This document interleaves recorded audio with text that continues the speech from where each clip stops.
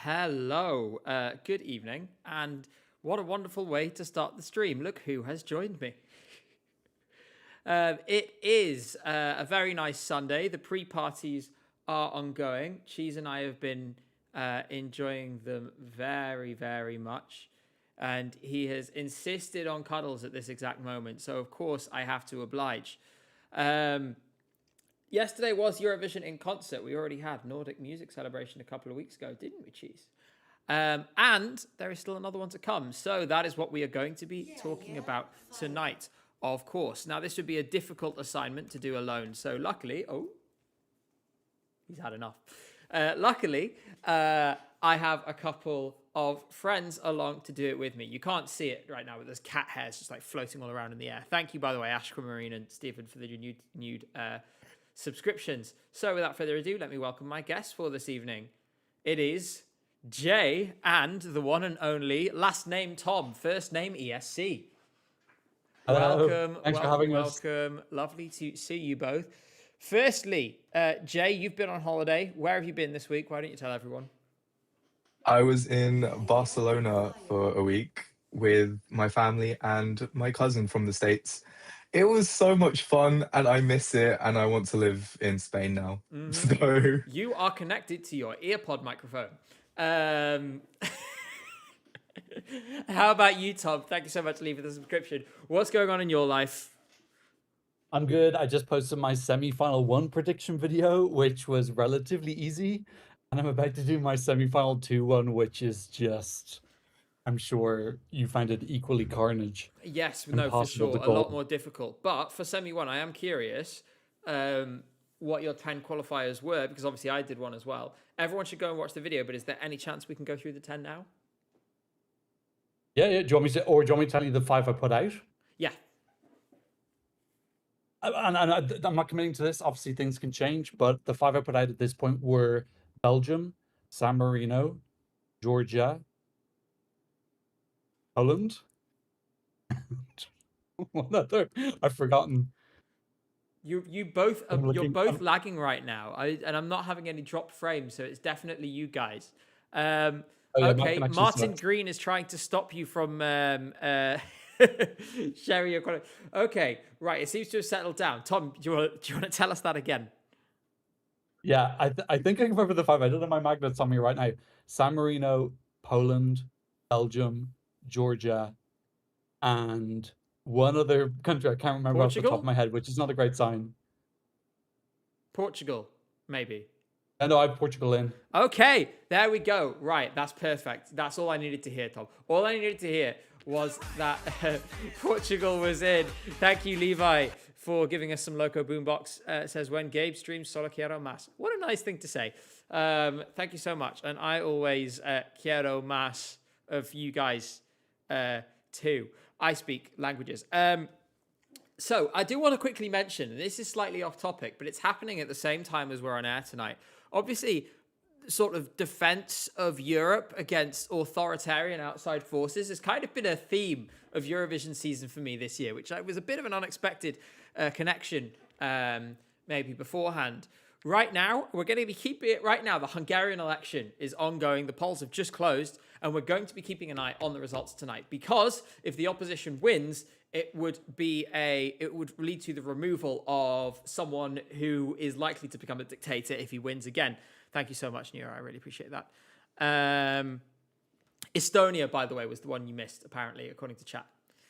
And so we're going to be keeping an eye on that. As a side effect, it kind of looks like the opposition might bring Hungary back to Eurovision. They've said on a few occasions, yes, we should go back. So I guess that would be nice as well. But there's much more important things to do. Good luck, Hungary. Hopefully the right decision will be made tonight. We'll keep an eye on it. So Eurovision in concert was last night. And right now, I'm going to ask both of you to join me in doing our very best impression of the audience at Eurovision in concert.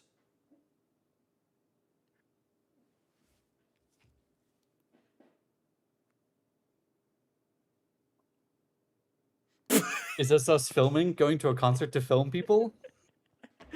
Seriously, I don't mean to. Is that an iPad? Yeah, I'm using my phone as a webcam. Like, And I have the stream up on it. Oh my god! And by the way, I'm pretty sure your headphone. We're still not getting your microphone. Yeah, I don't know what's going on with that. Oh well, we're getting low poly J today, I guess. Yeah, no. What's going on with it? Why do you go to these concerts and just stand there like? I mean, I was watching, and it is instructive still, because the reaction was different from song to song. It wasn't uniform all the way through, right? But one of the things I was hoping to gather from this was things like, okay, for the up-tempo songs, who is really getting it? Like, who is really connecting with the audience? Because you never quite know that until you see them live. And it was kind of a struggle to do that, because for half of the songs, it would get to the end and everyone would just be like, I saw some people bopping their heads to Serbia. There were like some headbangers in the audience, because you could kind of see them scattered around amongst the audience. They were really noticeable because you see their heads going crazy. Mm-hmm. I mean, we will get to them, of course, because what we're going to do today is we are going to go through all of the performances, all of the songs, and sort of have a bit of a discussion on how they did. Now, obviously, with pre-parties, there's an obvious disclaimer here, right? Where it's not a competitive environment as such. And while narratives are important and narratives shift based on pre-party performances, in most cases, it's not it's not going to tell us whether someone's going to qualify or not. It might give us a clue. Rat King, thank you very much for the 50 krona. I think we're going to have more than enough to talk about tonight, but I appreciate that very much. And so therefore, I think we should sort of discuss how important it is to each song, and also bear in mind the other evidence we have available. For a lot of these songs, we have national final performances. For some of them, we have performances in other settings within their own countries that we can compare to as well. There are some where this was our first chance to see it live, and therefore our first chance to see how well the performer is to grips with it, and that is informative too. So we're going to go through each one. We're going to talk about how they did last night. I think we should also talk about how we feel about that song and its chances in the contest in the round. And of course, that's why you two are here, because I need an expert and Jay to talk about it with me. Jay's the Fair expert. enough. Fair enough. Mm-hmm. He's the expert on songs to play while you're in the gym. So, without further ado, I am going to switch over to this, the rare and special 3-camera scene, which I had to check 10 minutes ago that I still had, but I indeed do. And we're going to go in alphabetical order, which means we will start with Albania. This is one of the ones where and we're not going to play them because it's just the song. You guys know the songs by now, right? And these specific, it's not going to tell us that much if we play you 10 seconds of it when you already know the song. So we're going to talk about each one in turn. We're going to start with Albania. And Tom, I'm going to come to you first because I'd like a perspective from someone who hasn't actually been in the room for this yet. I saw this live at Melfest weekend and I thought it was really amazing. For you, seeing this just still only through a screen, how excited about this and how do you feel about its chances of qualification, bearing this performance in mind? I think excitement-wise, I'm actually excited what outfit he's going to wear. I love the fashion at Eurovision, and he's like one of the most fashionable guys that we have this year. So I'm excited from that aspect. I think we got a little bit of a glimmer of what they're going to do in Festival of Kungas. They kind of like were moving around him in a steady cam, which I thought looked really cool. I didn't watch the whole of this performance because for me, the only new thing was he was wearing a white outfit. So that was like my highlight. In terms of qualification, I think this is going to do really well with the jury. I think it's top 10 with the televote as well. So I feel pretty good about it. I think I've got it in my likely qualifier section. Yeah. I have to say that I didn't get it until I saw it with the subtitles. And once I saw it with the subtitles, it did hit me much harder. And so in many ways, I think being in person to this, you actually don't get to experience it as emotionally as you do when you're watching it with the subtitles on a screen, which we're going to have at Eurovision. And I asked you this last time, Jay, but I'm going to ask you again. Have you seen the music video yet? You have to go and watch the music video. And I'm saying this for chat as well. It will transform how you see this song. But what do you feel now, Jay? It's their best music video I can think of in recent years. You know what? Here's a fun thing. I will check it out. Here's something we should do, actually. Jay, I'm going to ask you, watch it right now. Watch it right now, and then you can tell us afterwards how you feel about it, all right? Okay. This is the birth of Jay's reaction channel. This is how it all starts. Well, to be fair, he was on Eurovision Hub, so he's got priors with something. I just realized you were on Eurovision Hub. Yeah, I did like 3 videos, and then obviously this year happened. Yeah. The thing is, for Eurovision Hub, he actually filmed one of them right here at this very desk. Just quickly, I want to say, Jamboree Joe, thank you so much for the $10. Keep up the great work, Gabe. The Look Mum No Computer video is one of my favorite new comfort videos. Best wishes from Stores, Connecticut and Viva Moldova. Thank you so much, Joe. I really, really appreciate that. The Look Mum No Computer video, my mum loved it. My mum loved it so much, she sent me a message being like, that video was really great. So I was very pleased with that. But yeah, so Jay, you watch that and we'll talk a bit more about it here. You can mute us while you're doing this if you want so that we're not distracting you.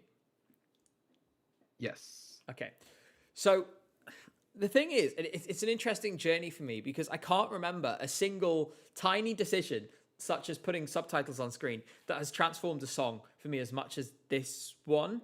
And, and I actually think of some other songs where it was the lyrics that really messed me up. And I remember, so do you remember Paskana a couple of years ago in UMK? Yep. That, I don't think I saw it with the lyrics and I was like, oh my God. Like it was so visceral. And I do think that people might have quite a visceral reaction to this given the subject matter and given that, there's an ever larger proportion of people who's, who are going to be affected by this kind of thing where their children are moved away to seek a better life abroad. And this the thing is, I do want to sort of run like a parents test on this, which is like get my mum to watch this and see if it makes her cry. If it does, then people will get it. If it doesn't, then I'll be more unsure. How do you feel? How big a difference do you think that can make? Yeah, like for me, when I think of subtitles, I think of Yoast. I still can't watch the end of that performance because it gets me teary. Like it just hits me.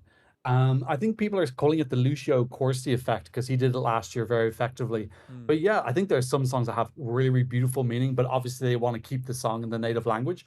I think Apra is another example of that this year from Latvia, where she's got this really, really beautiful song with beautiful lyrics. And I don't know if the full meaning people will get without 1 or 2 subtitles. So when you have a lot of depth and beauty in the lyrics, I think subtitles can be really good to show that meaning to people outside your country. I think it's interesting, to be honest. It's the kind of thing that now it started happening. I don't really know how nobody had this idea before, or did they just not allow them to before? Like, it's really curious that it's only the last couple of years that this has happened, when realistically, this is so obviously a really good idea if you're not singing in English, especially with an emotional song, that I can't believe it hasn't been happening for ages and ages and ages. I think people are in general just getting more used to subtitles. I've noticed it more often. I know there's people who will just watch subtitles on everything now. Like in China, in Chinese TV, everything has subtitles. Well, pretty much everything has subtitles. Like some places, it's becoming more normalized. No, for sure. I'm just waiting for Jay to finish up. He looks engrossed right now. I'm super curious to see if this changes his view on this song. It's not really his thing.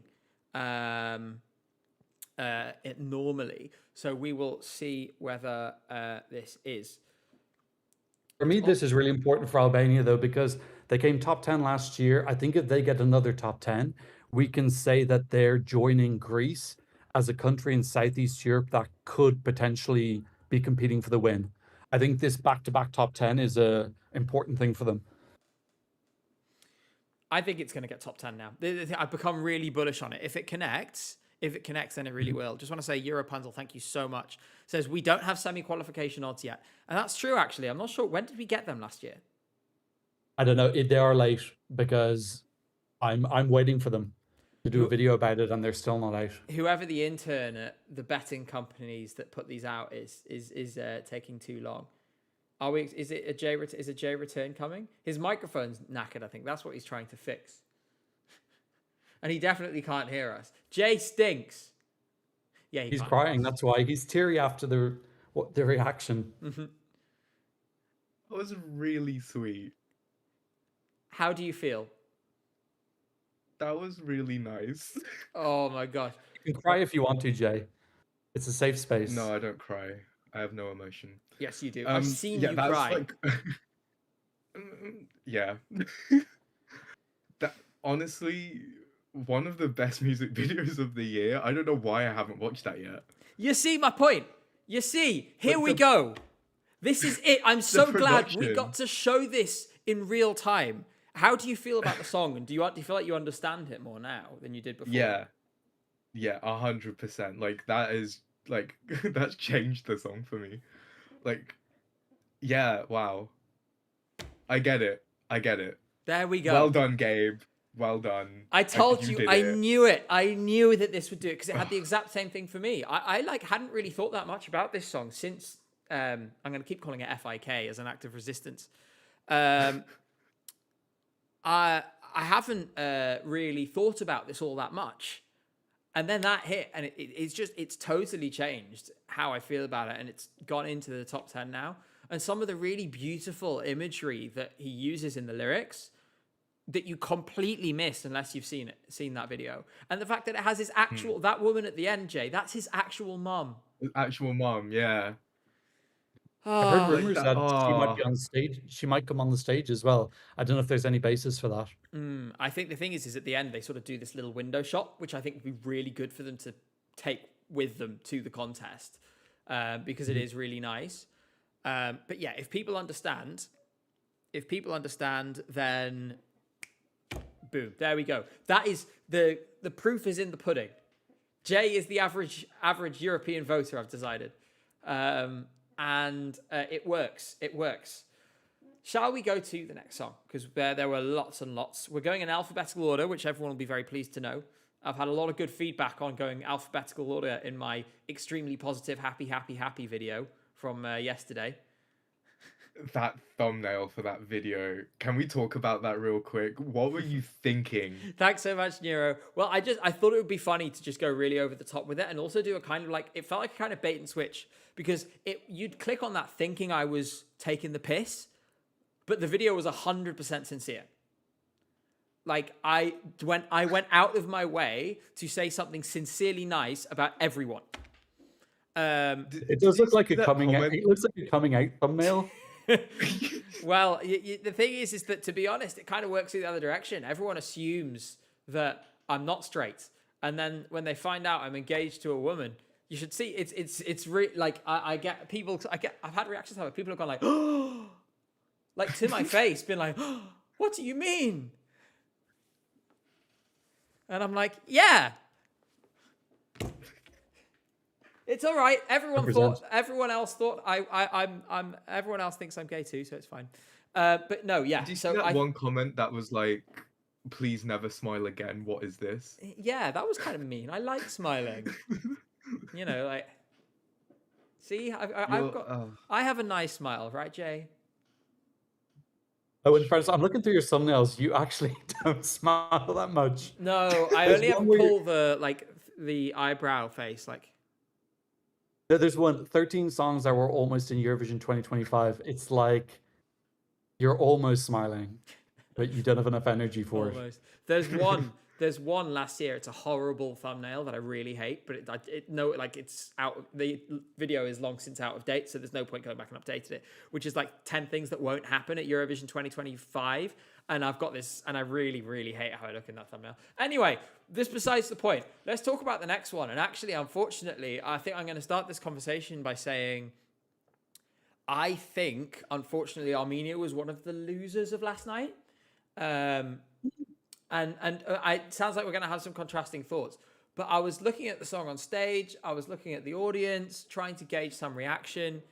And it really felt like people weren't maybe meshing with this. He has stage presence. He can dance. Maybe it'll translate better on TV. But I was waiting to see how I would feel about the song when I saw it on a stage. When I saw it on a stage, it felt kind of muddled a little bit.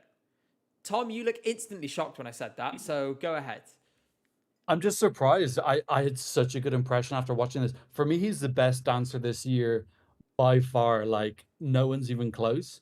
He's like a real proper hard-hitting dancer, and he's got so much energy. He's a firecracker.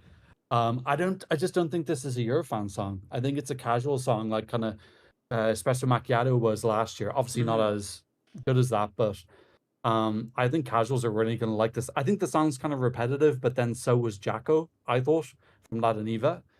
So I feel like the song is sculpted for a performance. So the thing is I actually, the reason I disagree is that I thought Jacko was, it had a lot going for it that this doesn't. So Jacko felt very warm, right? And I feel like this doesn't have that same quality. You know, the sort of bright sort of sparkiness of Jacko was what made it so much fun. And I think people forgave the repetition of it a little bit on that basis. I don't know. This because this is more punchy. Like, obviously, I could be wrong here, but I don't know. I maybe wasn't feeling the connection. Jay, how did you feel about this, having seen it? I don't mean, how did you feel about it before, first of all? Because I don't actually remember how you feel about this song.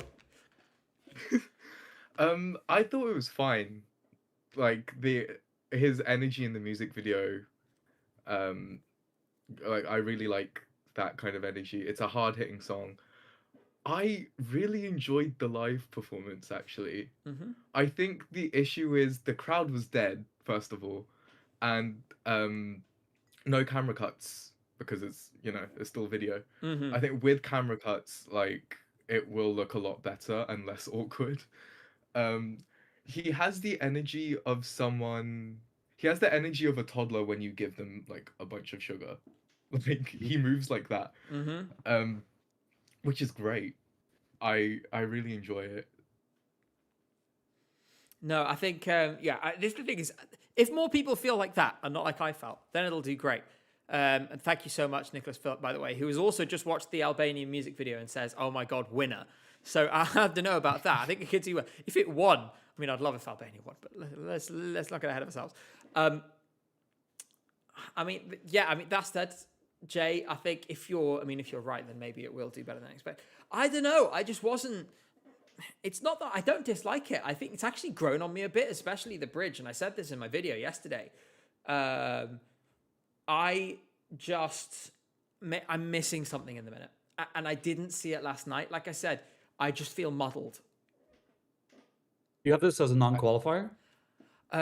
Yeah, I think I do. I'd need to go back and look. But I had it borderline at best. Okay. I think with proper staging, it will come alive. I mean, if we take, I'm not too worried about it at the moment. the other thing is, and I mean, they weren't in the show, but I did see just before we came on that there was a Swiss, Veronica Fusaro did a live performance, and apparently it was really good. Haven't had a chance to watch it yet. Only just saw that before I came on here. But this is the kind of thing is if you start seeing these challenges emerge, then Armenia is one of the ones that gets into trouble. Jay, you said you'd seen it. Yes, it's very good. Her vocals are like the studio version, so I'm excited. Perfect. How is it charisma wise? Yeah, it's good. She kind of does the guitar. If it's the right video I'm thinking of, she Was it does the guitar live? solo. Okay, good. Yeah. A little bit, because I saw someone say the guitar solo made it a little bit Sam Ryder-ish. Yeah. And speaking of songs that could win the jury vote, I have to say, I'll be honest, the song does not do anything for me. But when I see this woman sing it, I am gobsmacked. I mean, that every now and then you hear a vocalist, right, and you just think, oh my god, like that you are on a whole other planet. Delta Goodrem is one of those vocalists, and every live performance I've seen, including this one, she has just sounded absolutely stunning. This is one of my favorite ones so far as well. For me, she is one of the big winners of last night because people enjoyed it, people engaged with it. It sort of, I think even though people know she's a good vocalist, there's still sort of a bit of a shock factor of like, wow, like that's incredible. So this was really, really special. Jay, and then I'll come to you in a second, Tom. Jay, what do you think of this? Am I talking out my backside? Does it elevate for you when you hear it live? 100%. Her vocals are incredible. It's like, it's really reminding me of Dami Im, like her trajectory. She, honestly, I could see this winning the jury and getting really close to winning the whole thing. Still like very interested in what her staging is gonna be like, because like if she's just kind of singing the song like that, it's gonna do well still, I think, but she needs something more. Yeah, you got to give them something to sort of make sure you filled out all the jury criteria, essentially. Tom, what do you think? I think they've given themselves an opportunity for cool staging by calling it Eclipse. Like, I think we're going to get light play, mirror play, something. I don't think she's just going to be standing there doing nothing. I think something's going to happen. I quite like the song. I find the key change very dated sounding. I wish that they would just fix that because I feel like it ages the song 20, 30 years. It just sounds so dated. The rest of the song I really enjoy. I think she's wonderful live. I think she's the most reliable pair of hands you could have this year. And I think this is definitely qualifying from semi 2. Mm-hmm. This thing is, the song is dated, and this is the thing, is when I heard it, I was like,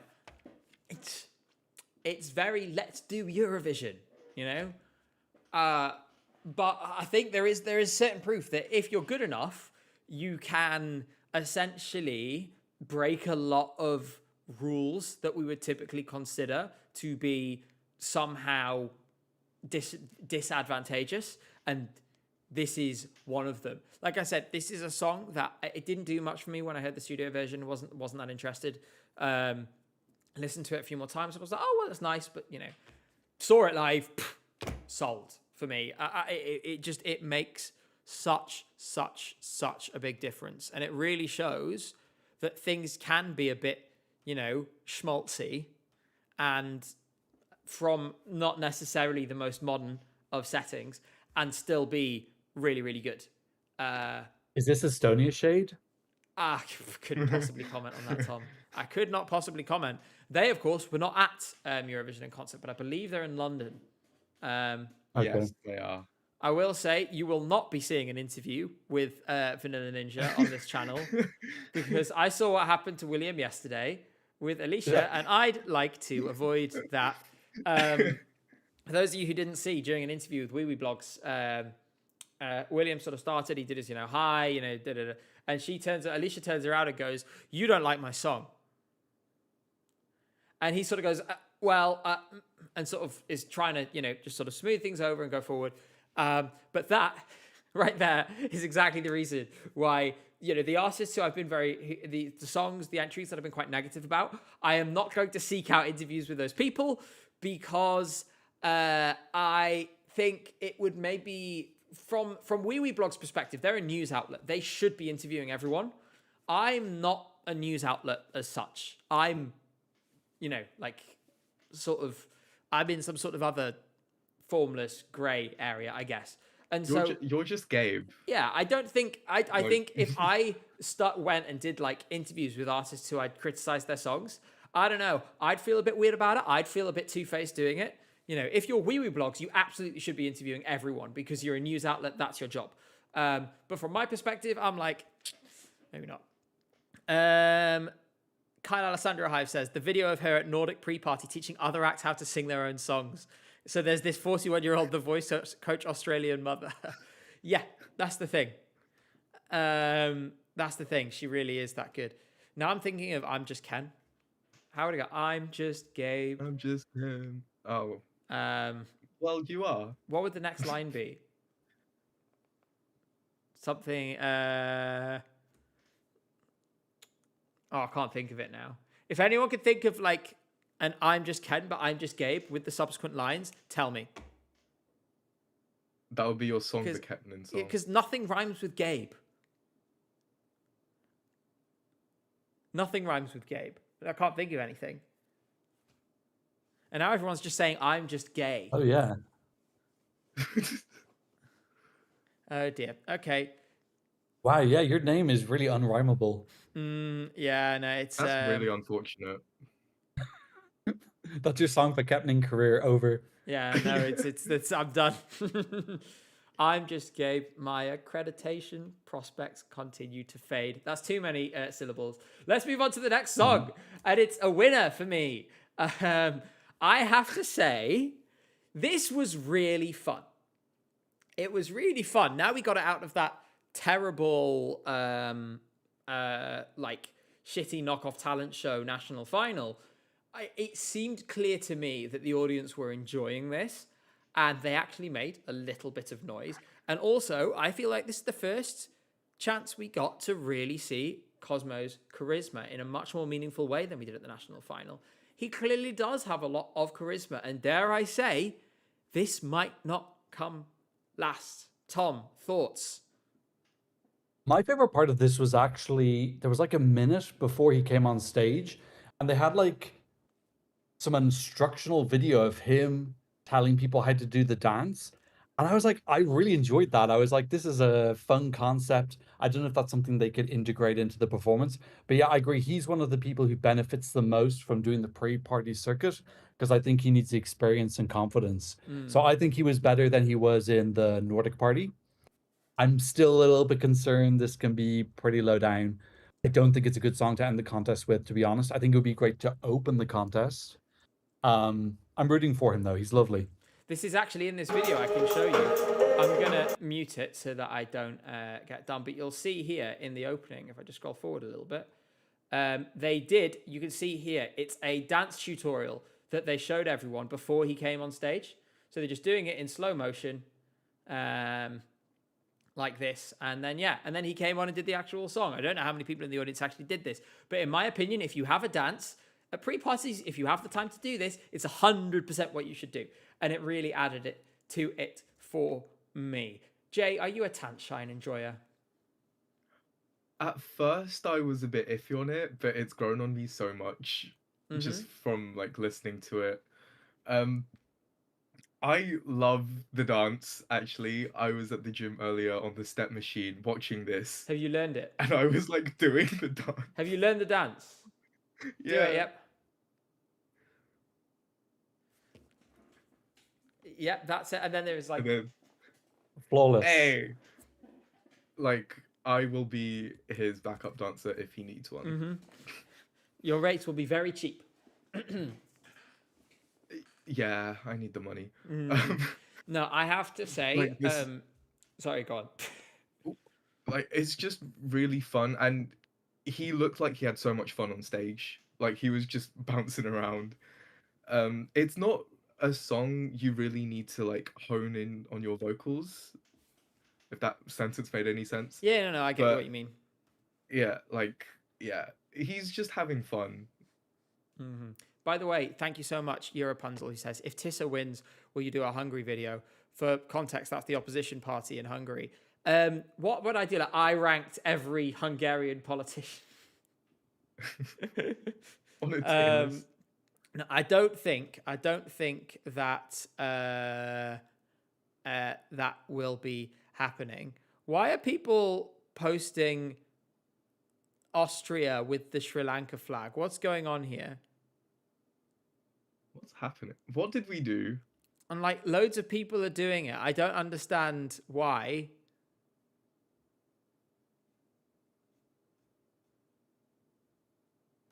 And okay, stop doing it, to be clear. But no, people are just doing it for no reason. Okay, Danda, you don't have to time people out. Just let. I have no idea how this happened. As it stands, we should say it's very early, so I'm not going to show you any results yet in case they change dramatically later. At present, it looks like the opposition is winning in Hungary.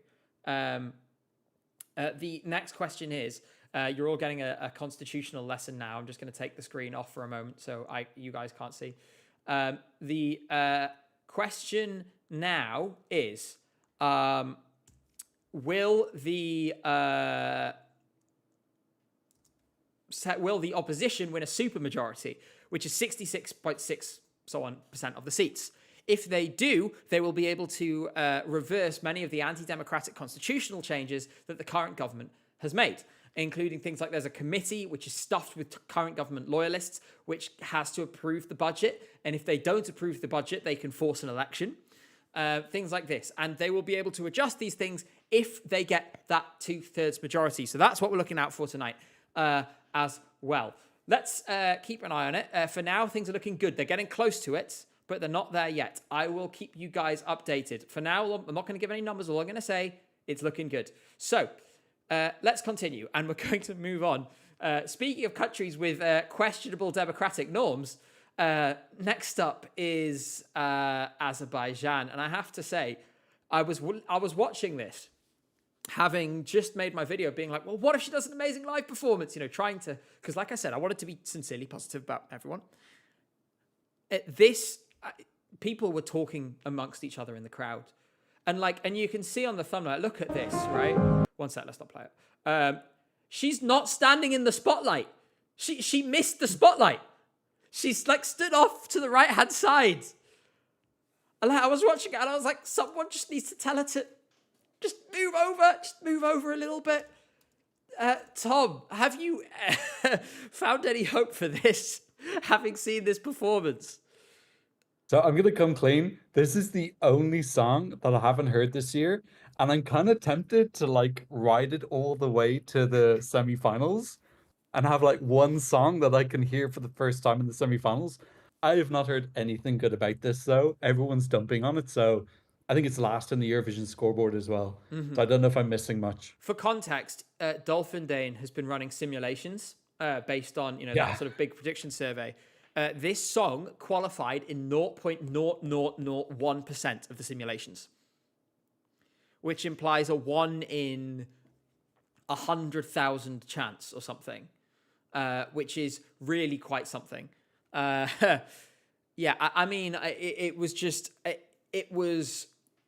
It's obviously not a good song, right? And Jay agrees. And I know Jay came clean to me and he was like, I couldn't bring myself to watch the Azeri performance from Eurovision in concert. And I was like, you know what? You don't need to. It's so bad. It's so bad. This song makes me angry. Yeah. I love how someone commented in chat. Someone just said, so there's a chance.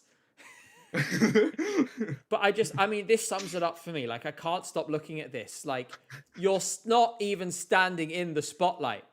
Like, why did no one just tell her to shift over? And is it not really clear that the lights are all shining next to her? Oh, gosh. She's a diva. Diva the diva. Jiva the Diva, Jiva down, not getting back up, unlike Mariana Conte. Let's move on to someone with something to prove, because I have to say that the performance I was most interested in, well, two actually. One of them was Czechia, because we haven't heard it before, and we'll come on to that when we get there. The second one was this, because we had that performance on The Voice earlier in the week, and it went down badly to the point that Essela took to Instagram and was like, yeah, I know it sucked. But I chose to take some optimism from that. Again, I said this was my positive thing for Belgium yesterday was she seems really, really confident that she can deliver this song. And I'm choosing to be optimistic and believe that she can do it. And this is, and so basically, I think that left a lot riding on this, because these narratives, they start fluid, they become set. So she had a rare opportunity very quickly after a poor live performance. Thanks so much, Dylan. Really appreciate you being here for the last 14 months now. After that live performance, to immediately come back and improve. And I have to say, I thought this was better, but I'll come on to more thoughts in a minute. I'm going to go to Tom first and Jay after. Tom, what did you think of this? I didn't actually think her vocals in The Voice were that bad. Like, she was very, very good here. My issue is that she's so wooden and she's not a good mover. She's a frozen cod. And they seem to have chosen staging which involves a lot of movement and emoting and charisma. I just don't think she has that. So I think strategically this feels very off. I think that they should have given her staging where she was standing still and have people dancing around her. But yeah, like I thought her vocals weren't that bad in The Voice. That was what the Instagram message was focused on. It was all like, people are saying I can't sing and I can. I was like, okay, but what about the movement? So I don't know. It was kind of, the movement thing has not been addressed for me still. Jay? Yeah, she doesn't really have much charisma. There's not like really enough time now to improve on that, I think, in like a meaningful amount. Just praying that her staging carries her at this point. Her vocals here were really good though. I will say that. Yeah. Six Upon a Time, thanks for the 199, says this will haunt her like Netherlands 2023. I have to say, I think that's a harsh comparison because she can sing this song. And I thought she was much, much, much better than she was in the week. The confidence was there as well. That was the other thing, is she felt assured. The big thing that I took away from the Voice performance is I was watching her and I was like, she's really unsettled. Like, I can tell, I can feel it. You know, you can see when you watch enough of these and you start to see like what's going on in the performer's head behind their eyes. And it felt like sort of, I feel unsure. I am, you know, whereas this one, much more confident, much more with it. The enunciation was better tonight as well, in my opinion. I still think it could be a little clearer, but, you know, the thing for me, I do agree with you guys that clearly the dancing is, which ironically for a song called Dancing on the Ice, is a bit of a problem. You can do a lot with camera angles and stuff here, but I think also if you have a song called Dancing on the Ice and she stood still the whole song, a lot of people are going to get to the end and be like, she didn't dance. And I don't know, is dancing on the ice not like a metaphor for like playing dangerously? Because like for me, like Kulla from Škoda Elektronika, I don't think was a good mover or charismatic either. And I thought they managed him so well last year. So, you know, it's possible to do, but I'm not saying Roxanne is another example for Romania in 21. She clearly wasn't that comfortable moving and they made her move too much. These delegations need to work with the strengths of their artists and not force them to do something that doesn't fit what they can do. Yeah, I just think, you know, I hope that people just like, oh, it's a metaphor, fine. You know, we're just not sure. The thing is, and with Škoda Elektronika, the thing is that Kola was singing a song in Albanian, firstly, a song that was very unusual, you know, folkish and things like this. The thing that they did really well is actually on stage, he did project confidence and comfort, in my opinion, because they made a really important decision. They didn't point him outwards to the crowd where he wouldn't have known what to do. They pointed him at the one person in that entire arena he feels totally comfortable with, which was Beatrice, because he was, and that meant his energy came out. And I remember seeing it for the first time and being like, oh, this is perfect. Like such a simple change. Hopefully they can find some kind of solution, because I think all of the pieces exist here where you could put together something that qualifies. I just think it's a mark of the creative teams behind this and the delegation as to whether they can make that happen. Does that make sense? This is the delegation that did Musty. So this is RTBF, which is the Wallonian broadcaster in Belgium. So I don't think they're on a great streak right now. I think this song can qualify as well, but it needs to be done strategically well to qualify. And I don't know if I have faith in them right now. Mm-hmm. Yeah, fair enough. Jay, any last thoughts on this before we move on to Croatia?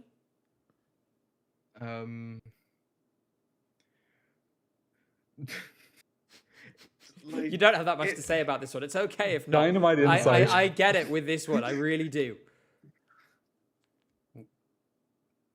Yeah, no. That's maybe illustrates the problem quite nicely. Let's move on to Croatia. This, I'm realizing the more times I hear it live, just how high risk this is. Because where you are relying so heavily on the harmonies being perfect and it being a 5-part harmony in some cases, that gives you 5 times as many points of failure as a solo vocalist, firstly. Secondly, that's accentuated more by the fact we are so totally focused on the vocals only. I thought this was okay. The sound mixing, as someone points out in the comments, was totally just terrible for this. Like, they did not know how to mix these guys at all. Hopefully that'll be different at Eurovision. You'd think it would. I'd be very disappointed if that ended up being the downfall of this. I feel fine about it. I did wonder whether something was very slightly off, but I can't quite put my finger on it. Did you have... I'll go to Jay first this time, and then to Tom. On a first glance, Jay, did it feel fine, or am I onto something that there was something slightly off? I think there was something slightly off. I think one of the singers was just very slightly off. And, you know, with a song like this and with a song like this, like, there's very little room to be off because, like, if one person's off, then it just doesn't sound right. So it's a very hard song to nail, and they almost did it here. It was just, I think one voice was slightly off. But then again, like, this isn't really my favorite song of the year either, so... Yeah, it's not you, that's for sure. It's not you, which is fine. Yeah. Tom, I feel like you may be more receptive to this than Jay is, but I also don't remember what you think of it. So tell us what you think of it, but also tell us what you thought of this performance. So I did my review of this. This week, so it was kind of fresh in my head. This performance is literally exactly the Dora performance. LED wise, movement wise, like everything, I was recognizing it completely. I'm hoping that is just them saving themselves a bit of extra work and they have something new for Eurovision, because I don't think the Dora staging will hold up in the first half of the first semi. So I'm hoping, and this delegation's been good lately. What they did last year with Marco, I thought was really, really good. And also Baby Lasagna. There's 2 ways this can go. This can go Tatu Metas or this can go Tulia. Tatu Metas were incredible at building this fantasy world and absorbing us in, and just totally magical. Tulia were good also, but it just was too static. It didn't have a magic, and they didn't qualify, although technically they did. So which way are they going to go? I remember that because the song that qualified over Tulia was Like It by Xena, which was one of my all-time Eurovision guilty pleasures. Don't feel guilty. It's a bop. That was like one of my top 3 that year, which is so embarrassing. Oh wait, no, do you feel a little bit of guilt? It shouldn't be top 3. Yeah, like Do you feel a little bit of guilt for that? Some shame should be felt. Some shame absolutely should be felt. And every now and then I look back and I'm like, wow, it's horrible. I love it, but it's horrible. But yes, and so the answer to is he going to like it is yes, he is. But yes, I do think I'm slightly unsettled that you've kind of raised the spectre of Tulia, to be honest, because I didn't have this down as I had it down as a safe, and then if it goes badly, it's a borderline.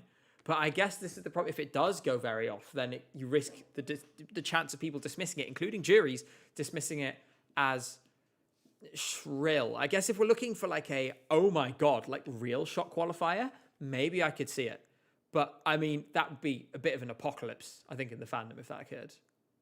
Don't forget, this is crazy high on the Eurovision scoreboard, and it is stuck there for the whole season.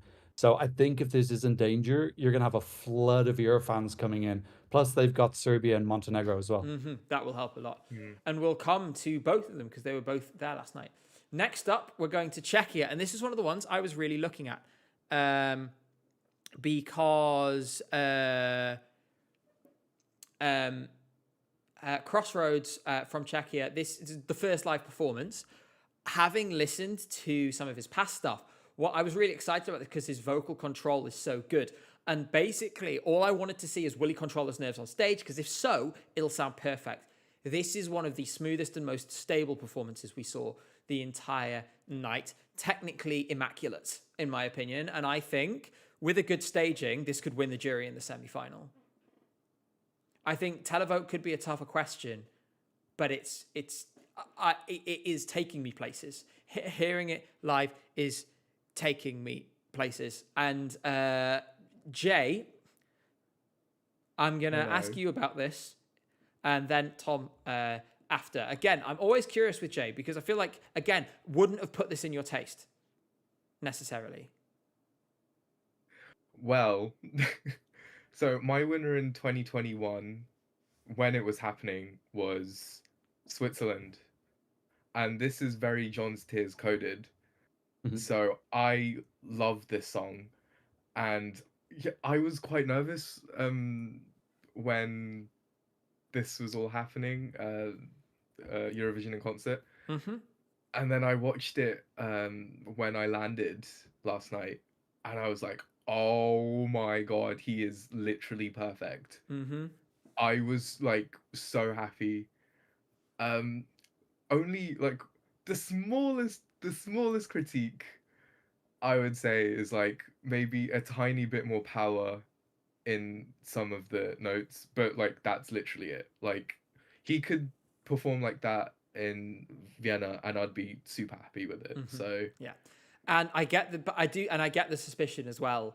I don't think we're going to see you can't put him on stage and not have him moving at all.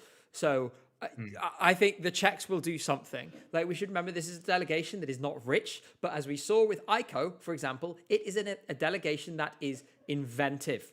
So I'm sure they will have something for us with this. Tom, thoughts? I don't want to give a spoiler for my top, who's in my top, but this is high in my rankings. So I went into this with a lot of nervousness because I think so much of how it does is on his vocal. If this vocal flops, he's out. If he nails the vocal, I think this is going to be a pretty easy qualifier. And I think he did a really good job. I wouldn't say it was perfect, but I felt a huge sense of relief afterwards. He barely moved throughout the whole thing. I have zero problem with that. He parked and barked, and he did it perfectly. He got a good vocal under his belt. I'm so happy. I think it's important that Czechia qualifies because 3 non-qualifications in a row, like you said, they don't have a lot of money. They don't have a lot of public support. I think they need a qualification this year. So I hope that many people will get behind him. Hopefully he doesn't need that because his jury score will be so good. For sure. Just quickly, I want to say thank you so much, Thomas Horn, for the subscription. Says, where does this year rank overall in terms of song quality since 2021? I think maybe I'd put it on par with maybe 22. I've really enjoyed the song quality the last 5 years, so it's a tough one, but I would say on par with 22, maybe slightly better as an overall field, but with lower peaks than 23. 24 was amazing and 21 was amazing, so those stand clear. Last year was maybe, I think, about the same as last year as well. So it's not the best year, but it's not as bad as people. Every year you get people like, oh, worst year ever. And also thank you to Dean Barney for joining as a YouTube member as well. I have to say, I must say, though, Dean, condolences on your LEP Insider being incorrect. Just quickly, before we move on to the next song, which is Denmark, we're going to have a quick look at where things are standing at the moment. So, over in Hungary, here's what's going on. As it stands, Tissa, the opposition, are on 132 seats with 30% of the vote counted. If that ticks up to 133, that's the magic number for that supermajority I was talking about. So, this could be the night that Putin's biggest shill and Trump's biggest shill in Europe is booted out on his arse. But we need a little bit more. So, fingers crossed, this will tick over to 133. We will keep an eye on this throughout the stream tonight. For now, someone else who's hoping to win a vote in Europe in the next few months is, we're on to a bit of a sort of a power streak now of Denmark, Finland, and France. Starting with Denmark, and I'm glad we had the national final performance because the national final performance is fantastic. I think he didn't have his best night. It's not a big deal because we have the national final. We know he can do it under pressure. But I missed the staging elements and his vocal was maybe not 100%. There was one note he had to bail from and restart. Tom, I'm going to come to you first. How did you feel about this and how do you feel about its prospects more generally? Yeah, vocally, it wasn't perfect. I thought it was adequate though. I think actually he did a pretty good job because obviously, like you said, his staging has all the dancers and the box and all these places to move. So he's kind of just dumped on an empty stage. What's he going to do? I think he held his own pretty well. He got on the floor, he walked around. I thought he looked pretty comfortable. There's one bit where he turned around as well. He took his jacket off. I thought he had pretty good charisma on stage. These are all the kind of theater kids. Him, Lion Sika. There's quite a few people who've got theater training this year. And it's really noticeable how comfortable they are on stage. So, yeah, I'm still think he's a contender. And Jay? Yeah, I mean, if you've done a national final, I don't think you really need to show off your vocal if you've already proved that you have a good vocal. Yeah. Like, you're kind of there to just have fun. Yeah. So, yeah, I'm not worried about this at all. I will say he got the impression, when you get so excited that you start sort of heaving a little bit and, it kind of builds up and you get the sort of tightness. I felt a little bit of that. This really, I will say, it really felt like he was having a blast, which in some ways it's a very good way to approach pre-parties. I think he would have been very nervous before he went out because of laptop gate. I think it might have been a little bit of like, what's going to happen when I walk out? And he got a good reception. So maybe he just had a sense of relief about everything. Yeah. I think for him as well, it's good to have some more experiences to allow him to kind of move on from that. I think that can't have been an easy sort of day and a half for him. And I think it's good that he did post to clarify because the worst outcome would have been to say nothing and spend the rest of the season with everyone asking, is that your laptop? When it wasn't. If you don't know, don't ask. I really, there's nothing to really analyze, in my opinion, from this that I take away and think, oh, he's doing well, he's doing bad, he's fine. Like, he's doing just fine. And when we see the very serious kind of moody performance, it'll be right back to how we are used to it. Moving on. Yeah, it's like, it's the last time they're really going to have a chance to let loose. They have to enjoy themselves a little bit. Yeah, exactly. Moving on to still the favourites to win Eurovision. They ticked up very slightly after last night by a couple of percentage points, which is a good sign for them.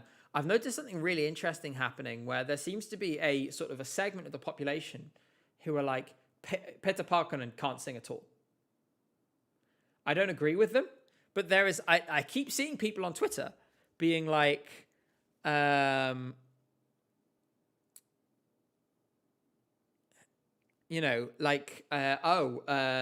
vocals were really bad. Oh, he can't sing. He can't hit the last note.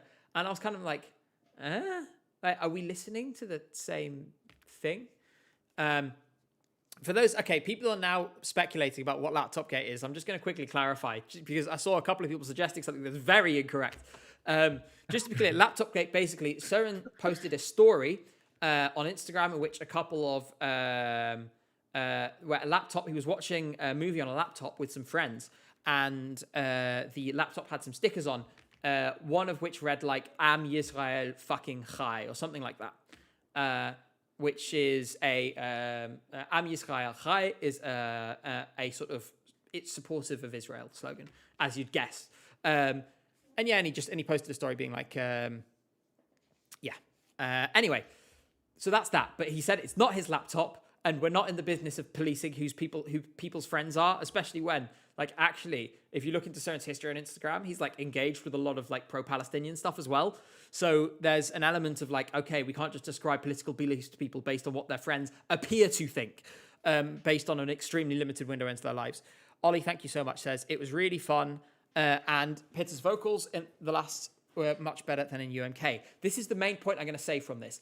I thought he was so much better, like to the point that now I think he might have been sick at UMK. He sounded way more relaxed, way more confident. The last note was supported in a way it wasn't at UMK. Because do you remember he went into falsetto for the entire thing and it was very weak? This time, in fact, you know what? It's just a little bit. I can probably play it for you. Let's zip forward. That's too far. Here we are.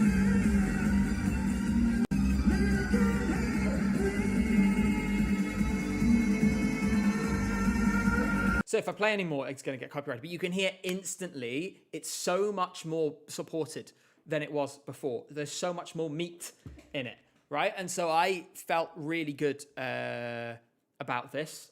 Tom, how did you feel? You're muted, Tom. Tom, you're muted. Sorry. I'm surprised because I thought his vocals in UMK were very good. I thought the final note was off.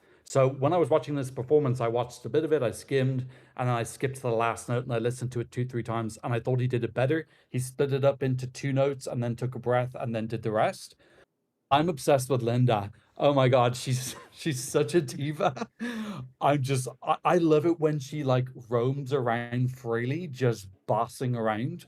I kind of wish she was a little bit less restrained, because in UMK she's like stuck and she has to hit all these marks, and I just want her to like wander around and like cast her spell with her stick and stuff. I just think she's so epic. She's my favorite character this year. Yeah. And Jay? Yeah, Linda's an icon. Like, I love the way she plays the violin. Like, she has so much like emotion in it, and it's really captivating. And Petra's vocals, yeah, like they do sound a lot better. They were already really good before, but like I don't know if he was sick or just like nervous, but yeah, like this is still my favorite to win. Yeah. I will say the response to this is the first time I've noticed. And thank you so much, Bookboo, who says full body goosebumps. Haven't got winner vibes from this, like this from anyone in a while. So proud, Linda and Peter representing us. We'll come on to that in a second. Don't worry. I know the feeling very well. But I've noticed this now, and I have been guilty of this in the past, where there's a certain there's a temptation to pick holes in a favorite in a way you might not pick holes elsewhere. I remember doing this a lot for Lorient 2023 as well. Freely admit now, with the benefit of hindsight, I think some of the ways I engaged with that entry were immature and based on the fact I wanted Cha Cha Cha to win. And I think a lot of people who were very negative about Lorient in 2023 would be being very honest if they also admitted that. Because let's be real, it was a competitive environment that got unpleasant, and I'm more than happy to hold my hands up and say, obviously it was before I was in this channel, but I was with ESC United at the time. I feel I could have handled it more professionally than I did. But what I'm saying now is, thank you very much, Rapunzel. Duets do get punished sometimes, but again, we'll come to it.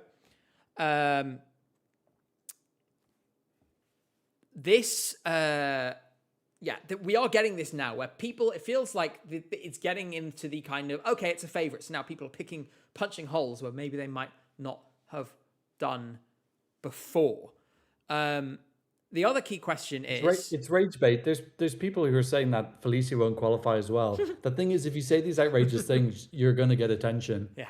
It's like the person on Twitter who's saying that Sarah Engels is going to win the televote because she has the most Instagram followers. It's like, it's obvious rage bait, low quality, low effort rage bait. Everyone knows what you're doing. You know, this is literally, it's like me logging on drunk at 4:00 in the morning and tweeting Lithuania, dark horse to win the whole thing. What a load of nonsense. Just derisory nonsense from unserious people, such as It myself. got you on Lithuanian TV, though, didn't it? It did. Oh dear. Oh dear. You have to watch what you say now. Yeah, I mean, the thing is, you do change what you say based, year to year, and I will say, I mean, this is the thing with the video yesterday. Actually, is it was partly motivated by just I thought it would be a fun video idea. It was partly motivated because sometimes I do think I have a bit of a tendency to be like to see the negative before the positive. And sometimes I have a tendency, I can occasionally be quite categorical, where once I've put something in the don't like it category, it's not stuck there, but it's sticky. And it takes quite a lot to push it out again. So in some ways I thought, and thank you very much, Andrew, for the membership. I really appreciate that. I thought it would be a good like mind exercise for me too, to deliberately go out of my way to see the good in the entries that I don't necessarily connect with myself, even ones where I've been very negative before. And so honestly, I would recommend it. I would recommend at some point, everyone should do this. Scroll through all the songs and just find the good in each of them if you can. Now, there's obvious ethical reasons where you might not wish to do that for one or more, as I chose to, with one, to instead make an extremely backhanded comment. But honestly, really good exercise, was quite healing. Although someone's saying Jiva GPT will sweep both jury and public and we're going back to Baku. Let's not get in ahead of ourselves here. Keep it realistic. Keep it realistic. Dolphin Dane. Yeah. Anyway, so I think we should go back to the winning conversation. That's obviously something we're going to talk about France in a minute as well. The indicators at the moment, in terms of the fan polls, in terms of the Eurovision World Poll, in terms of the OGE and Infa results, which are just starting to come out, which, for those of you who don't know, are the fan clubs voting, would suggest that this is a runaway. I'm feeling like it's the favourite, sure. I'm not feeling a runaway at the moment. Where are you? I'll start Tom first, then Jay. Where's your head at with this? And I'm going to ask you the same question about France in a minute. I think it's a runaway, but I do think if you ask me to bet money right now, I would bet on Finland, because it's just got that double appeal. And that was one of the issues last year, was that there were so few countries that were hitting appeal in both columns. And that's why JJ ended up winning. So, Australia in there, France, I assume we'll talk about in a bit, but, I can see big jury scores for them, but where's the televote coming from? This one, I can see both.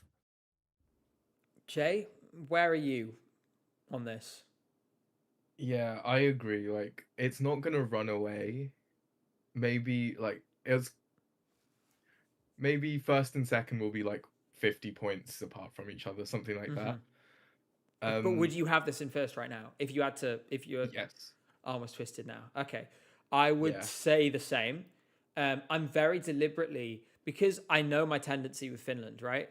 I'm very deliberately being trying to listen to that little voice in the back of my head, which is saying it's not gonna happen.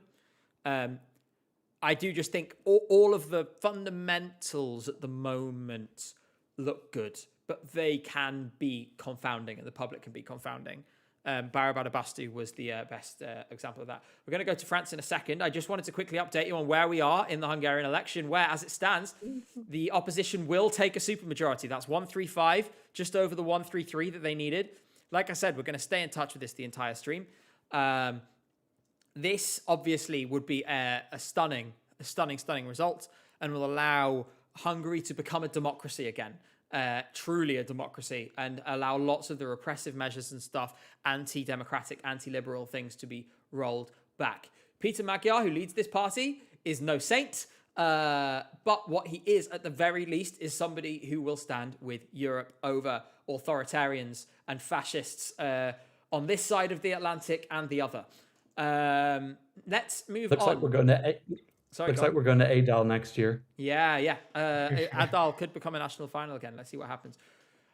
France. We did just warn about France. So I saw Simon Falk in chat just before, and he actually said the thing that was exactly what I was going to say, which was that this was the one that people yesterday, from everyone I've spoke to, went, whoa, like, wow.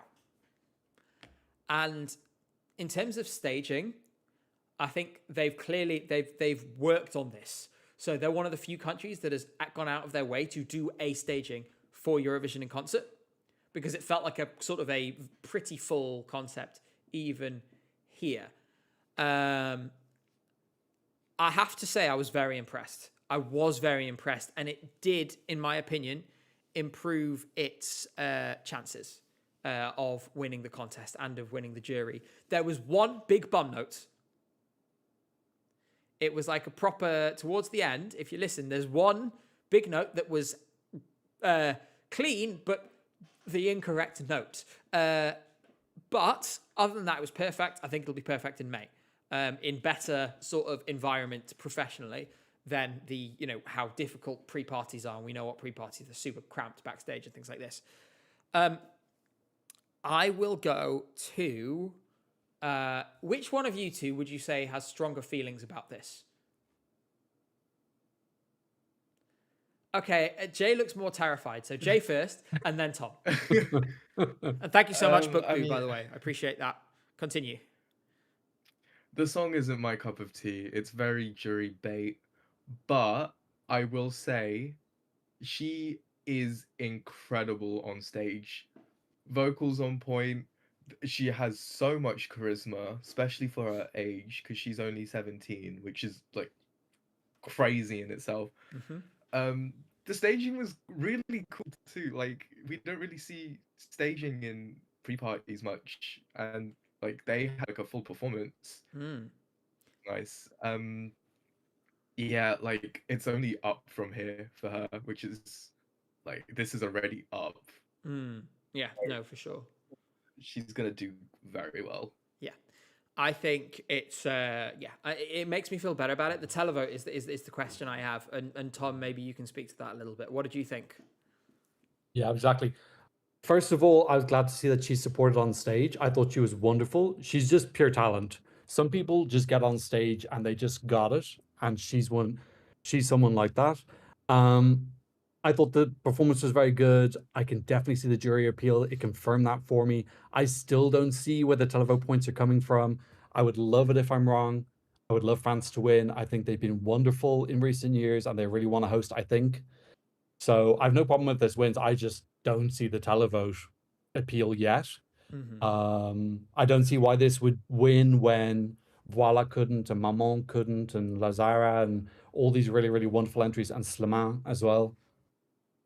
I don't get it, but she did a great performance. I can totally see the jury appeal. Yeah, I think it's it taps into something that's obviously seemingly at least popular in Eurovision at the moment. But I think we should also note that neither The Code nor Wasted Love won the televote, and neither of them were that close either to winning the televote. Is this a better song than either of those? I don't think so. But She still needs to be top 4. I think Nemo was 5th, but he was technically 4th because he pretty much the same score as Sleman. Sorry, apologies. So I think that France still needs to be top 4 in televote. Yeah, no, I think so. And it's an outside chance. Thank you so much, ESC Andrew, who says, no, I'm surprised no one talks about Belarus 2015 when people talk about Finland. They have similar things, Finland being more epic. Honestly, I can see it not winning the contest, but at the same time, and then just who else? And at the same time, who else could win? This is much better than Belarus 2015. I saw this a few times and I was kind of like, come on, really? You really think this is like, no. Belarus 2015? Is that time? Is like thunder. Ha, ha. Yeah. Oh, that's not, I don't think they're in the same league. No, I like time. It's because one has a violin and a dude, and the other one has a violin and a dude. And look, not all violins and dudes are the same. If you thought the Israel televote was crazy, wait for all the Mormons to vote for Monroe, says Dio9437. Yes, all the Mormons in Romania and Moldova and Estonia and Norway. Like, if Utah was deciding who was going to win, then sure. But the Mormons are not going to rig the vote for Monroe in this, the most unchristian of competitions. I'm now saying long live Moldova. I did see Jehovah's Witnesses in Moldova. But then again, like, you could land on Mars, and the first thing that astronauts would see when they got off the craft on Mars would be a little Jehovah's Witness stand and two people trying to hand out leaflets. Yes, Monroe is Mormon, those who are asking for context. So thank you so much to the Now Player, who says, to opera to be true. Indeed. We're going to move on to Georgia. Before we do, I want to, and Danda, I'm going to need you to start spamming the link in chat. I'm here to tell you that, I'm really excited to be saying this, merch, ESC Gabe merch is coming in the next couple of weeks. That's how close we are to launch. I'm looking at the samples right now over there, which I can't show you. You're going to have to wait till the launch until you see it all. And everything has arrived and it looks great. And I've showed it to these two, and hopefully they agree. But guys, do you agree that the merch looks great? I want free merch. I want to enter the competition for the merch. It's really nice. It's really goopery. It's proper goopery. It's so good. I'm so excited. My brother wants some of the merch. There we go. And that link that is being spammed in chat right now, escgabe.com, go there, sign up to the mailing list, and you will get an email from me when the merch drops, so you get a ping straight away. I'll ping the Discord and stuff like that, so you don't miss anything. Petra says, shut up and take my money. Thank you very much. You just gave me your money. It will be available in just a couple of weeks. Like I said, I'm really excited because what we've tried to do, I wanted to make something that was really nice, that was really high quality and premium in feel, and something that people would just like to wear in the day-to-day, right? So that has been the philosophy, something that you just would wear because it's a nice piece of clothing. So that means we've made it sustainable. We've gone for high quality fabrics. We want it to last. We've gone for cruelty-free options and stuff like this. So we have PETA approved fabrics and things like this. So it's sustainable, organic, cruelty-free, premium quality. The prints and stuff, all really nice. We've got it all. And there's going to be hoodies, there's going to be t-shirts, and there's going to be a cap as well. So all that will be there very soon. That link is there on screen now. So join the mailing list. Join it. Yes, the merch is vegan. Is it vegan? I'm not sure it's vegan. It's PETA approved. So at the very least, people who care about animals say nice. Right, let's move on to the next one, which was Georgia. And I have to say, I'm going to go to Tom first on this. Am I the only one who thought that this kind of felt like a lead singer with two backing vocalists? I said the exact same thing in my review. I was getting Destiny's Child, which is fine. Georgi is they're all talented, but Georgi is like the best singer and the best dancer and the most charismatic. And I think he's the most into it as well. I think he's really enjoying being in Eurovision. There's two Mariams. I don't know which one's which. One of them was a bit stronger vocally. The one on the left, as when we're watching it, I thought was a little bit weak vocally and didn't seem as keen. It was fun. They've got the finger dance. The LEDs for me were underwhelming. It was like generic Blade Runner slop. So I'm hoping they'll be better in the contest. The music video, that's another music video that I really enjoyed, was a really beautiful mix of traditional with modern. Mm-hmm. Jay, what are your thoughts? What do your thoughts? What do your thoughts? No thoughts, head empty. No, okay, I saw a lot of people on Twitter being like, this was awful. I didn't think it was that bad. Like, I think people are just being negative to be negative. I agree you saying, like, it's kind of like a main singer with two backing singers. Hopefully in Vienna they'll all have an equal amount of screen time, because it'll kind of be like what's that? What, the Pussycat Dolls, where like Nicole did everything? Yeah, or Destiny's Child with Yeah. Beyonce. Yeah. Hopefully it's not that. Mm-hmm. That Do you said, think that everyone in Destiny's Child should have got the same amount of time as well? it's a good point. It's a good That's point. a good point. Sorry. You're going to give Beyonce 33.3% of the screen time? I don't think so. Like, you know, You have a point. Yes. Stephen in chat said that in fairness, the two Mariams, they have jobs like other than music. And so, and whereas the guy is a professional musician who wants to pursue music as a career. So there is an element here of, well, maybe he should be the lead in that sense. At the same time, though, I have to say I quite enjoy the song, and I think it's in the running. I also think, just from a purely like Eurovision romantic point of view, I think these guys having won Junior Eurovision and all those years ago coming back and making it to the final now would be such a nice thing, I wonder, could this new jury rule that you need 2 jurors between 18 and 25, I think a lot of countries will use their Junior Eurovision contestants, because that's like a quick fix to find the 2 young people on your jury. So I wonder, could they remember them? That's true. Could that work in Maybe. their advantage? That might well be. Will Fox, hey Will, says the most talented musicians don't make money from music. That's capitalism, baby. And with that, let's move on to the next country, which is Germany. Now, I don't know if you guys have seen, Sarah Engels has been in a bit of trouble in the German media this week. Yes, I saw that. And so, thanks so much, Andrew, for giving us some Loco Boombox. Not done yet. France already won Junior. Denmark is going to flop. Australia not winning public. Greece, just no. Romania, qualify first. Sweden, hot take, might not be a top 10. Then who left? Ukraine or Israel?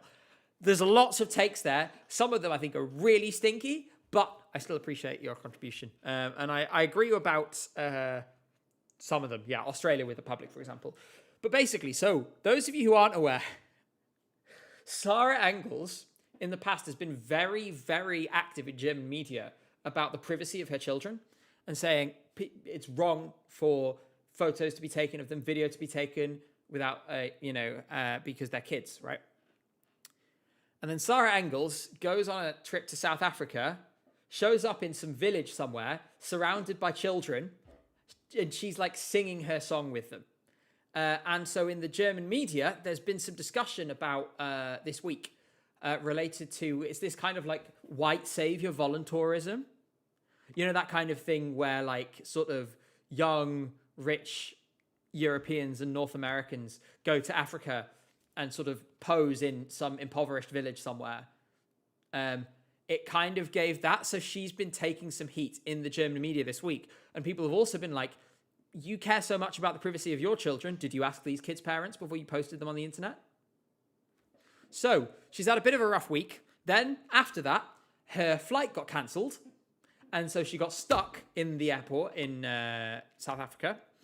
But she did make it back in time, and she gave this performance, which was solid, I guess. I mean, obviously, I'm not a fan of the song, but Jay looks like he's going to burst into giggles, so I'm going to go to him first. What do you think?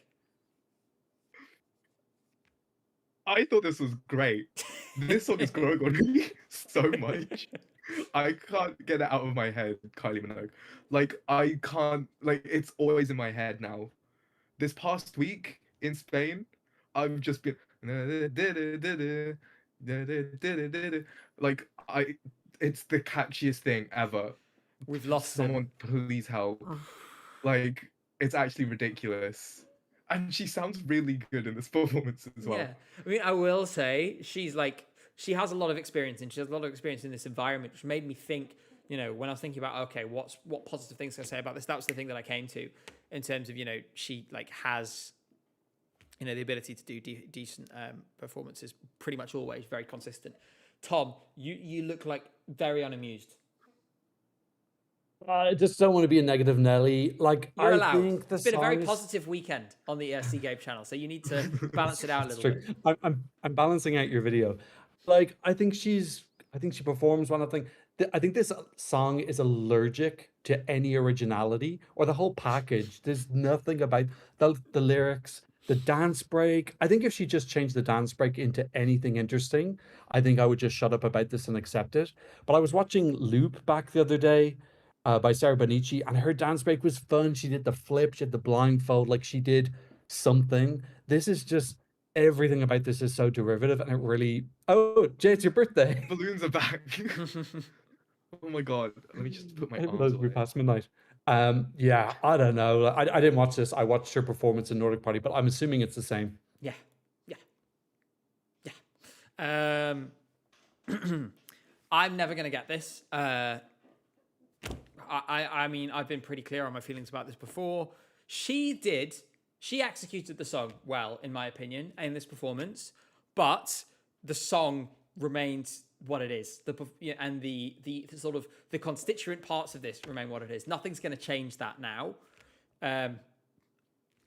So it's going to go to Eurovision, and everyone's going to go, oh, well, we've seen that before. Better. I have a question. Why would Melody come? Was she 22nd or Something like 21st that. or something? Yeah.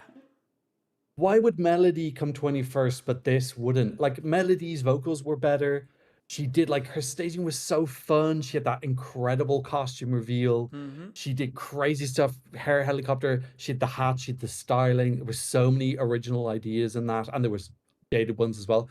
Why would that come 22nd, but this, which has nothing original in it whatsoever, would do? I don't get it. It's not mathing, but maybe it's not meant to math. I think this the When thing does is. Eurovision ever math? Well, Low-key, like- it might. The scoring parts is mathy. Well, I'll tell you when Eurovision is maths. When I'm converting the number of ads that Israel has bought to work out how many views those ads got, based on what the cost per view of those ads would have been. But anyway, moving on. Greece. I think this is really fun. People clearly enjoyed it. He tried to throw a couple of hats into the crowd at the start. It just kind of dramatically failed. Like, they both landed in like the first row. One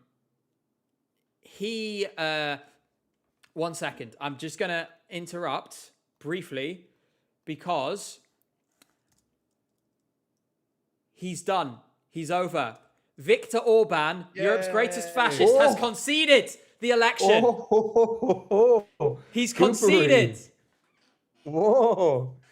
I'm surprised he's not doing like a resistance thing. So that just shows how big the victory was. So Yeah. Putin, Trump, Vucic, your boy took one hell of a beating. And you know what? Now France didn't help. And now he can fuck off to Moscow and play video games with Assad. He's gone. It's over. Everybody say, Hungarians. rest in piss, Victor. Rest in piss. Now, thank you so much, Cole, who says, have any of you been keeping up with the Eurovision album videos? If so, what are your favorites? Mine has probably been the Hardstyle Viva Moldova remix. It's so addictive. Good question. What do you guys think? Have there been any of the Eurovision a little bit more that you've watched and really enjoyed? The Leleka performance, when she did it with the orchestra, goosebumps. Stunning. Loved it. And really, I think, woke it up to a lot of people. Tom, any ones come to mind? I haven't watched them yet. I might do them later in the season. I'm trying to get on top of everything. But I have seen a lot of people talking about that Leleka performance. Jay, any thoughts yet? Or is this something you're coming back to later? Alice performing the code was really cool. That was a really good one. Yeah, that was great. So, with a piss goodbye to Orban, we will say piss hello to Greece again. Yeah, I think this got the crowd going, and this was a crowd that was very difficult to get going. And so I was looking at this, and I'm like, okay, yeah, the public is going to get this. You stick it on a stage, any stage, it just hits. It just hits, and I really hope they have the crowd turned up this year so we can get the joy of this in the arena. Tom, did you have any feelings about this? I didn't see this performance because honestly, I've seen him perform so much now. I assume there weren't any big changes. For me, this is the hardest song to stage this year. Focus Evangelinos is doing it, but like the possibilities are infinite. What do they do? What type of computer game? What happens? So I do not envy them staging this. I don't think we got any new information though, did we? No. This is one of the ones where I'm like, yep, he's still fine. Like, nothing has changed.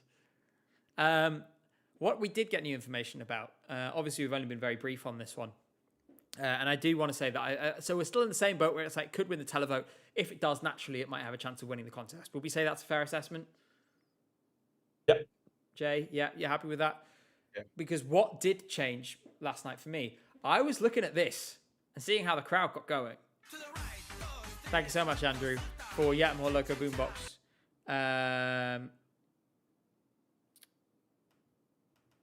I'm really sorry. I don't understand what your message means. I'm reading it and I don't. Sorry. Yeah. No. Sorry. I don't understand it. Let's just continue. Italy, Sal da Vinci. Yes. So the audience really, really got into this. But you know what was really sweet? I had some friends who were there last night, and they said Sal looked genuinely like taken aback and like shocked by how much people were getting into it, and like the people singing along and stuff. Like he clearly was quite affected by it and quite touched, and that was such a sweet, sweet, sweet thing. This was lovely, wasn't it?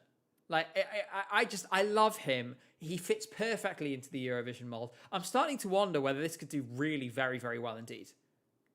Tom, thoughts?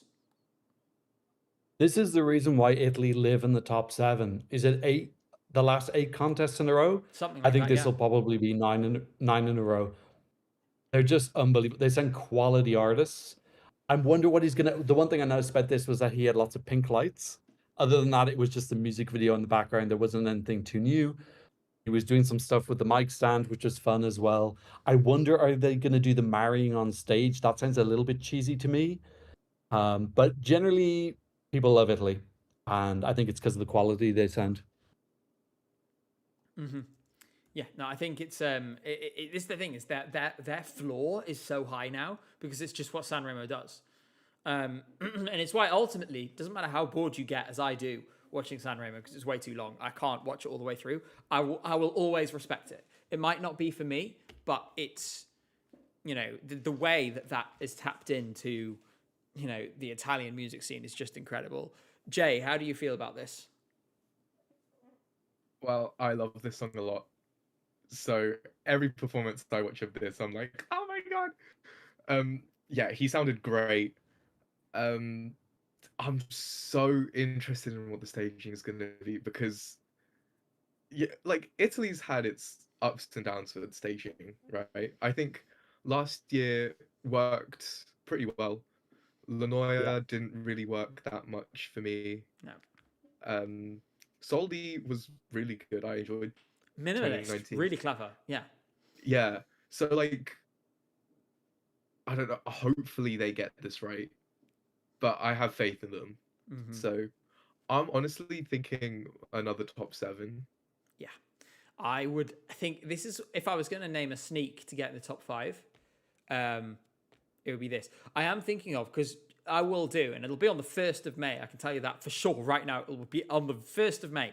I'm going to do another Here's Who Will Win Eurovision video, as I did last year and the year before. I'm going to include, I want to include one, like, sort of long shot where I'm like, okay, for fun, let's throw into this video someone who has not been in the conversation to win at all, but who, you know, let me put together a scenario where they could do it, where the pieces could just fall into place in just the right way. And honestly, in terms of a like mad outsider right now, if I had to name one, it might be Italy. Like I don't know. It's so fun and entertaining, and it does something, you know. And given that we know the televote audience skews older, could you see a world? You can say no. They did incredible. I thought they did an incredible job last year. Like last year's staging was so risky. I remember watching it during the rehearsals, and they had like almost no LEDs, and I was like, God, this is such a huge risk. And people loved it. It was so real and authentic. And him coming 5th was, I think very few people had it that he would come 5th. So this delegation are good when they're good. Well, they're winning good when they're good. Although obviously he's not Måneskin, but That would be bizarre, wouldn't it? Can you imagine Sal Da Vinci singing? I want to see that, actually. I want to see Sal Da Vinci singing Måneskin. Moving on. Well, we know that they can't do girly bops. Sorry, yeah. Oh, that's true. They can't do girly bops like Lanoya, but they can do this type of song. I can't believe they killed Angelina Mango like that. And now her legacy is Imagine in the press center. That's the thing people remember about Lanoya. Which is just incredible. Anyway, Latvia. Atvara with Ena. We had all the information about this before, so this doesn't really change anything. The audience, again, this is when I get frustrated about the audience. It's like, listen, like I watched the performance and I can hear everyone chatting and I'm like, shut up. Like, shut the fuck up and let the woman sing. You know, it's so disrespectful to chat all the way through a performance, in my opinion, even if it's not your favorite song. And it really pissed me off, actually. And it has always pissed me off because it's always been a problem at every pre-party. That there's some songs people turn around, they start chatting to their friends. And I'm like, it doesn't matter. Like, this is still someone, you know, putting themselves out there. Ugh. Anyway, Jay, how do you feel about this? And then we'll come to Tom after. It's not my favorite song. She performs it well though, so there's that. Yeah, this hasn't clicked for me. Mm-hmm. I don't really have much to say about this, to be honest. Fair enough. Jay, birthday boy, thank you so much for the tip. I really appreciate that. Tom, any thoughts? I didn't see this performance, but I did see the one in Nordic Party. I think this is another song that could benefit from some subtitles, not necessarily for the whole song, but certain moments. A little bit more translating, because I think the performance at Supernova, obviously in Latvians understood more of it. I think it needs to be explained a little bit more to the international audience. Mm-hmm. This is the thing, is it's such a deep song, and we're not feeling the depth, in my opinion. And it's, you know, it's tough because You have this as a qualifier? I think I had it out. I think I had it 11th or something. Thanks to Sour Hippo, by the way, for the Prime sub. I really appreciate that. We'll keep going because I've just realised that we've spent, like, there's still quite a lot of songs left, and we've been going an hour and a half already. And I was like, before to Tom, I was like, I have 2 hours, you know, we'll be all done easily. I always add on 50%. Yeah, well, if you do need to leave, by the way, that is fine. Okay. No, I'm good. Lithuania, Lion Seeker. I am more bullish on this than most people are. I keep seeing this, like, bouncing in and out of qualification on most people's lists. I think it's qualifying easily, personally. And his vocal, again, as it has been every time we've seen this, is exceptional. He is so good. But Tom, maybe are you going to disagree with me here and tell me that this is borderline, or do you think it's safe? I think I put it through as a borderline. Wait, sorry, I've lost you. I've changed window. I was looking up a stat. I had it as a borderline, yes, but I'm tempted to put it as a likely. I was just trying to look up. I think they've been top 7 in the semi the last 5 years in a row. It's either top 6 or top 7. So they're qualifying comfortably for 5 years now. So, and then he got a huge score in the national final. I think it was almost 40,000 votes. So I think Lithuanian diaspora is behind this. He's got a revamp coming out on April 16th. He's also coming after Asila, who, as we've said, might be a little bit wooden, and he's not wooden. He is super flowy on stage. He's got that theater background. His vocals are very good. They've got that beautiful moment with the suit when it collapses because of the magnets. Yeah, like, I don't think he's going to win the semi or anything, but I feel this is through. Mm-hmm. And Jay, while something is happening in chat, why don't you tell us what you think of this? Sorry. Sorry.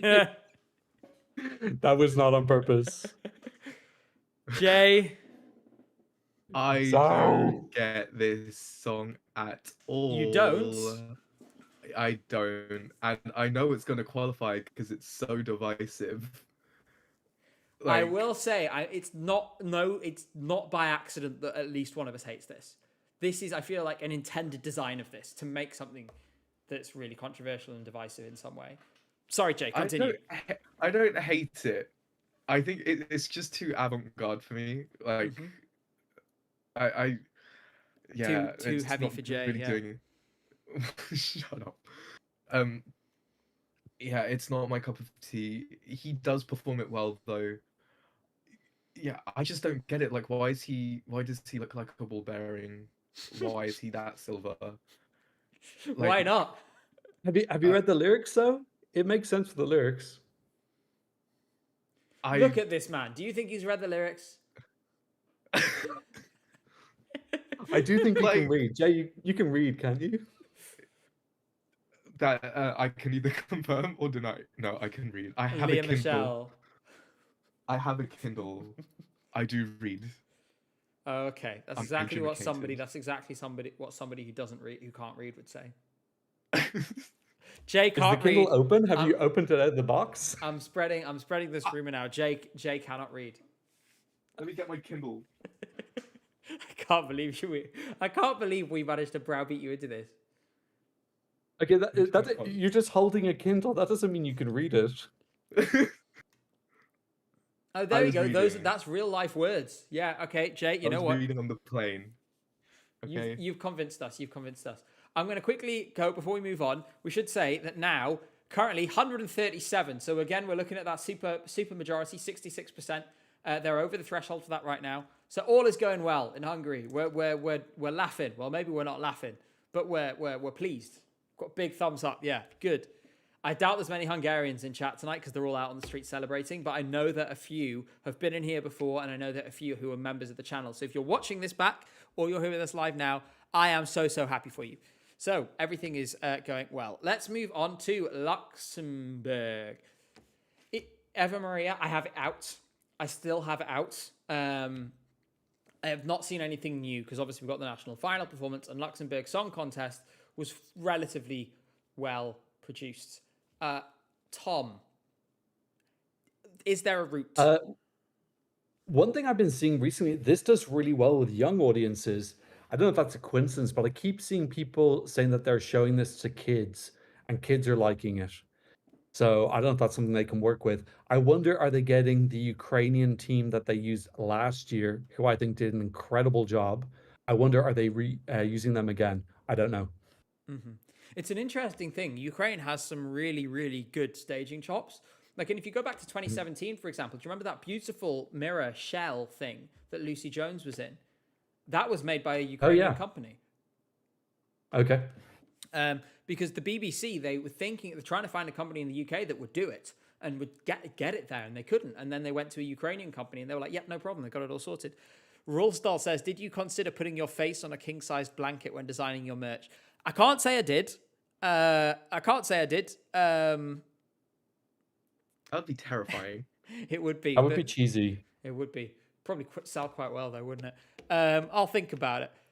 Interesting. Someone says in chat, I've lost it where I said. There we are. Danda says, locals I've shown this to all said it's almost an almost comical display of Eurovision cliches.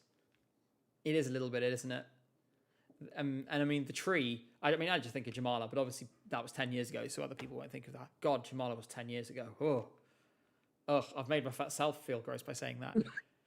Europunzel says, Hungary 2016 Pioneer has a new meaning now. Yes, indeed. So, no, I'm not doing ESC Gabe toilet paper. What I am going to do is talk about Moldova instead. Yes. The crowd actually got going for once. The crowd actually got going. They enjoyed this very much. Obviously, I love it. I'm going to go to the only person on this call who doesn't have direct emotional investment and ask for his opinion. So, Tom, tell us what you think of Viva Moldova in general and what you thought of it, the performances so far. In general, I think it's wonderful. I think it's more of a casual song than a Eurofan song, but I still think it's doing okay with Eurofans. It's a great opener, second opener in consecutive years that is non-English. After that never happening, I think he's going to qualify. I've got him as a likely yes. I haven't seen this performance, but I've seen lots of other performances recently. Jay. One sec.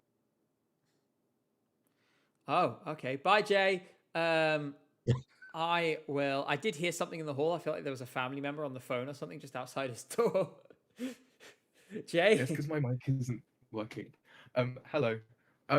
yeah, love this song. His performance every time is just filled with energy, and his vocals are good. Even though this isn't really a song that requires like perfect vocals, like he still never sounds out of breath, which I am jealous of. Mm-hmm. He's Um, really, I think he's just really fit. Like, he's in really good shape, and I think because he's able to jump around like crazy and sound exactly the same at 2 minutes 55 as he does at, the start.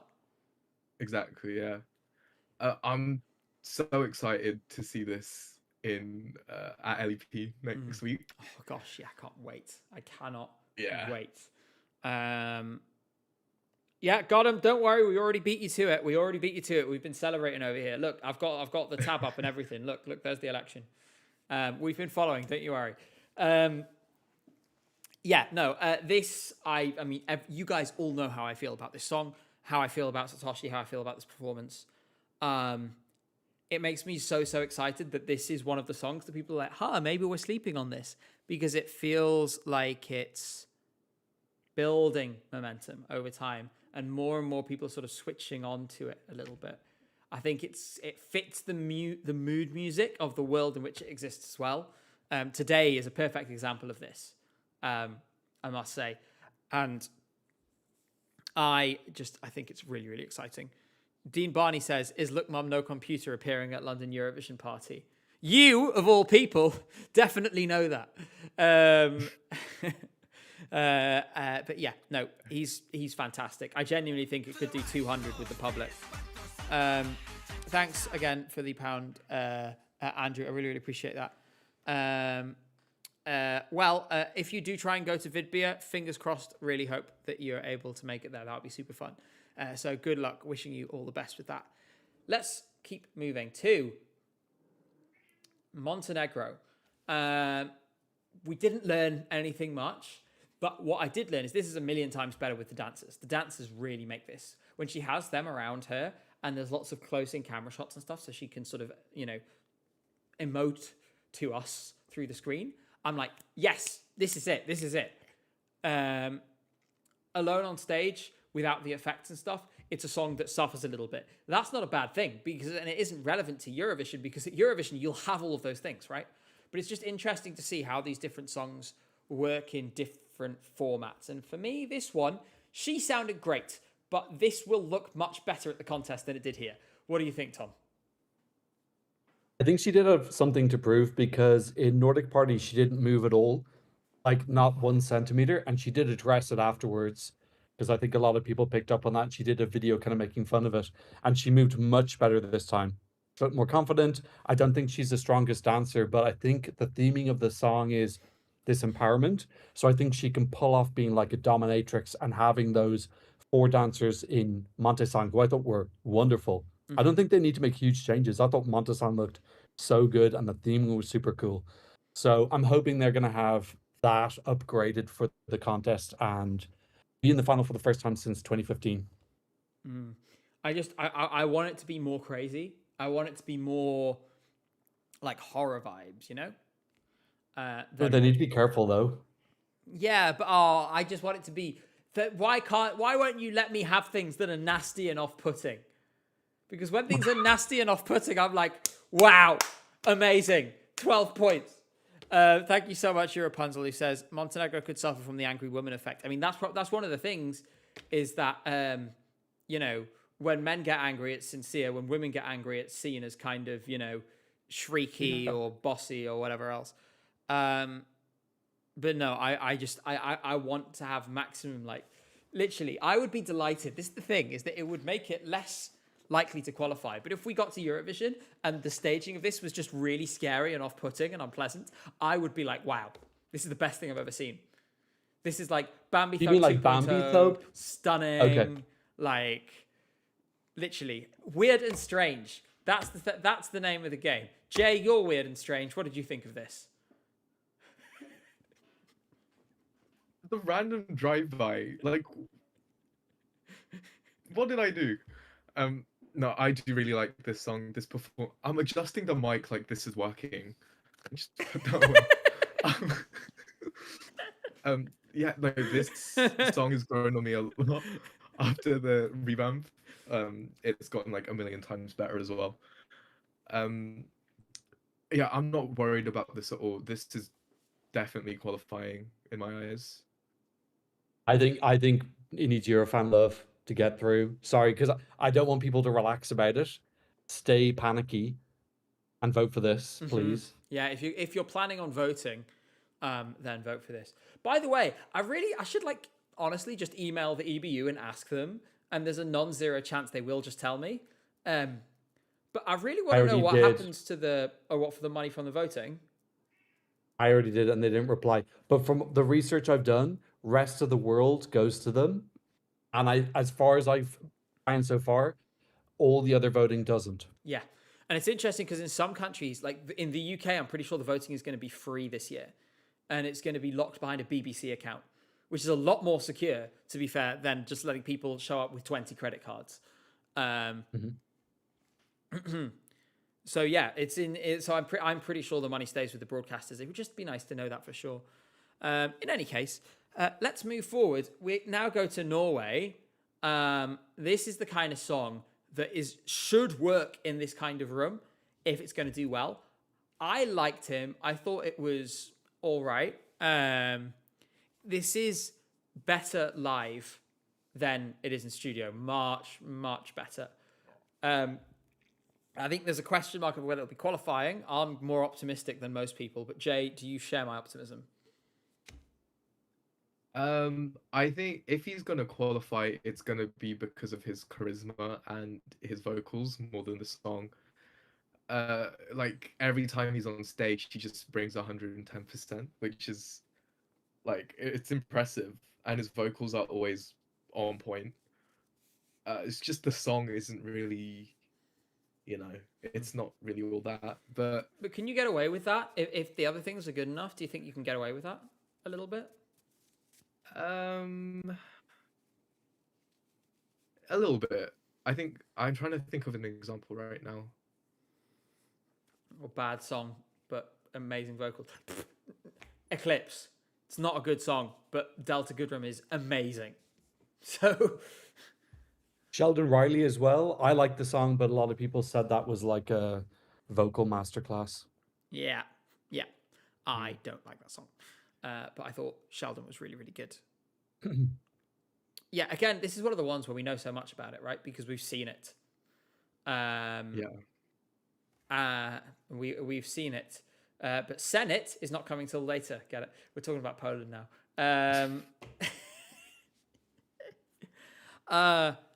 Respectfully, nothing is going to change my mind on this song.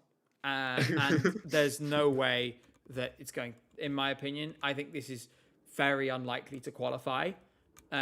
She has a great voice. There's no denying that she really does have a great voice. But I think we may be too far gone. Tom, your thoughts? I want to see you interview her now that you said that. No. And see what she says to No. you. And watch you squirm pay-per-view. No. It would do numbers on Twitter, but no. She's incredible. She's a really, really great performer. She's allergic to a good song. I swear to God. She's had 3 songs now, and I'm just like, just buy a good song from Melfest or something. I really liked her song in 2020. Oh, I didn't. I've not liked any of her songs. I think she's wonderful. Absolutely wonderful. But none of the songs I can listen to. This one is actually my favorite of the 3.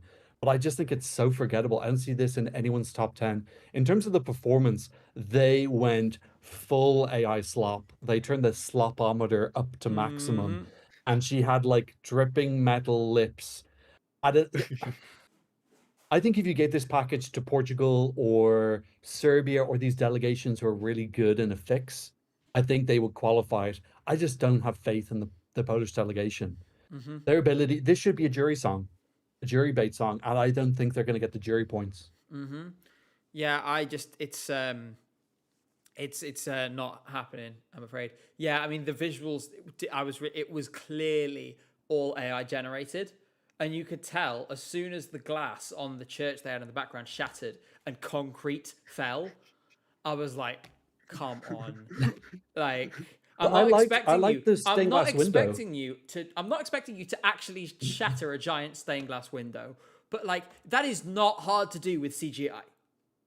Like, just pay a 3D animator, and they'll do that for you in an afternoon. You could even give them all of that stuff. You could give them it as a prompt and say, "Can you do this?" But like, good. Or just find an old church and throw a rock through it. Like, No, right? they don't want to. No, that is not. No. Legally, do it legally. We do not endorse crime. No, Tom. For good visuals, you gotta do something. Jesus. It's for the art. Okay. It's for the art. Well, Jay, Yeah. as a connoisseur of art, what did you think of this song? Oh, it's terrible, isn't it? It's really just not it, and it like no. She's a diva though. Like, what are they gonna do for the staging at Eurovision? Because like, how do you even begin to stage whatever the hell this is? Well, that you got to open up the Poland handbook and just throw loads of shit onto the screen, like lightning bolts. And... Just open up After Effects and use every single effect on there. Just make everything shake around. Have a hologram appear on the back wall, but like a really shitty LED projection. Yeah, that's it. I There actually are like some the people visuals of this. Sorry to interrupt. I really like the visuals at the start. I thought the stained glass looked good, and then it just switched into the silver stuff, and she just lost me. So they were onto something, but they don't know how to edit. I didn't expect to find myself being the most positive on this song because, like I say, I think her voice is so good, and when I see her live, I'm like, wow, like you have such control over your voice. But yeah, like we say, it's the song that is not working. There's someone who's really angry at us in YouTube chat, by the way, who is like repeatedly posting, "Poland is qualifying. You are all wrong. You are just hating the diva that is Alicia." No, sorry, it is Alicia, in all caps. Don't bet money on it. Don't No. bet money on it. I think it's not, like I said, it's nothing against her. She's brilliant, and I loved her song in 2020. It was one of my favorites actually in 2020 at the time, but now I'm not on board with this. And you know what? Fair enough. If she proves us wrong and ends up in the final, I'll put my hands up the next day and go, you know what? I was totally mistaken. And I think, it's important to admit when you make a big mistake, and that would demonstrate that we had made a big mistake. But for now, I feel like we're all on the same page about this. Let's move forward to, in my opinion, one of my favorite performances, because it really gave me the vibes that I hoped it would. And that is Romania. That is Alexandra Capitanescu. I think Cheese has just done a poop. I'm going to turn on the air purifier. So this felt like a proper, authentic, rock, metal, performance. And it really made me feel the way that a lot of this, like, female-led rock did when I first started listening to it when I was a kid. I thought it was excellent. How did you guys feel about it? Tom first, and then we'll come to Jay. I didn't see this performance, but I did see her one at Nordic Party. I think they're wonderful. She's great on stage. It's very noticeable the people who've written their songs this year, how good they are on stage, because they've just got that extra spark. I'm super curious to see how this does in the contest. I think this is a pretty safe qualifier. Very curious to see how it does in the final. I'm getting big televote score, low jury score vibes. I think that could be where it goes. Jay, feelings, thoughts, both? This performance was very good. This song is growing on me a lot. Might actually sneak into my top 10. Like, I've been listening to it a lot. Yeah, they have bags of charisma. Her vocals are really great. I am kind of like, why is this like 6th in the odds? It is quite high. Yeah, for those of you who missed this, so it's not 6th anymore. It's popped down to 8th. But to be honest, no, I do not want to make Acrobat my default PDF app. Why are you telling me this now, Adobe? These sort of between sort of 6th and 10th, they're all bouncing around between these 5 places. Romania was 6th briefly, but you can see, oh no, it wasn't, it just wasn't, but it heated up and then came off a little bit. This is being driven though, and I'll show you this, by the televote odds, where it's currently 4th in the odds to win the televote there. So clearly it's going somewhere. Anyway, that's just to illustrate your point. Continue, Jay. Sorry, I completely just obliterated your train of thought. This is definitely qualifying, like 100% in my opinion. Like, and I think it will do well in the final, I think, but as Tom said, it's going to be like high televote luxury. Cheese, what do you think? He does not know. He's unencumbered by such things. What a joyous life. He doesn't have to... Cheese is scared of me. Yeah, it's really funny. Every time Jay comes in the house, Cheese runs away. Let's move on to... listen, Senate, Diva... can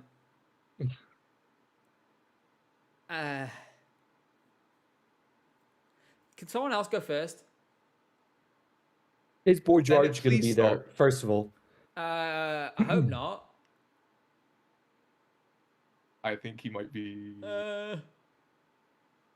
Jay, what do you think of the song? No. Well, actually, to be fair, to be completely honest, I think people are being a lot harsher on this song than they actually think. Does that make sense? Do you mean harsher on this song than they actually feel about it? Like they're deliberate? Yeah. Okay, yeah. How come? Because of the context? Yeah. I'll say It's from my still not a opinion, good from song my by any perspective, yeah, it means. makes me massively more cynical about it, for sure. Tom, what do you think? In the Eurovision scoreboard, her last song was 8th. And this is second last. Like, if you're girly bop and you're second last in the Eurovision scoreboard, that is total alarm bells. I actually think the verses are good. And then the chorus drops and it's just a whole bunch of nothing. The staging is nothing special. Boy George has probably the laziest featuring I've ever experienced in my life. He comes on and, like, just talks 2 lines. I want to know how much he got paid for that, by the way, because I think he cashed in pretty cleverly. I don't know. Like, the one thing about this is it's a upbeat, happy song in the second half, so it could stand out, but I don't think it deserves to be in the final, to be honest. Yeah, I think it's not going near the final. I think the song is way too weak. Boy George or no Boy George won't make a difference to its result. It's going to come last. It's going to come last. And Like, there's Flow no... Rider for me was more of a, like, goop than Boy George was. Flow Rider was And that's fun. still only... Yeah, and that still only got her into 9th in the semi-final. Yeah, and, you know, like, and Flow Rider at the very least hasn't, you know, isn't a convicted criminal. Let's move on to a song that the Eurofandom definitely doesn't understand. I love this. This has grown on me so much. I love the last minute of this so much with the growls. It's so me. Like, it's just, it's sad and moody and like, ugh. You know, I love it. And I watched this and I was like, these guys can fucking do it live. And, so pleased, so happy about this. It's growing on me so much. Good job, Serbia. Jay, I'm sure you'll love this song. Will chat please say what I'm about to say? It's too heavy for me. It's so... He It's like said the way line. It's... I'm not a fan... Well, no, there is some songs like this that I do enjoy, but this isn't my cup of tea at all. This is very low in my rankings. I'm so sorry. But I can't enjoy this. Someone said, Stephen said, Serbia shock win. No, come on, let's not be deluded. It'll qualify, it's not winning. But yeah, this is great. Tom, thoughts? I don't know how you feel about music like this in general, to be honest. This reminds me of Tatu Metas in that this is a song that I don't really listen to or want to listen to, but I like watching the performance. So I'm really excited to see what they've got in Eurovision. And I'm hoping that the reason they've been put last in the semi is they're going to have something even more wow than the national final. I like the national final. The sword was on fire. I'd like them to go like even bigger. So I'm hoping they've got a surprise. I love the fiery sword. Yeah, I think these guys, I mean, we sort of knew everything we needed to know from the national final already. So we didn't learn anything here, but I still love this. And it's growing on me every time I see it live. They did a really funny video with Lelek, where the lead singer of Lavina does the growls Andromeda at the same time as they're all singing it together. And it's really funny because you can hear just a bunch of people burst out laughing in the distance because it's so, out of the blue. You are the first person. Costume. Everyone's saying Tom is the first person to compare Lavina to Tautometas. Hey, to be fair, you're doing him dirty. What he was saying was he liked the Tautometas performance, but he didn't listen to the song. And that's how he feels about this too.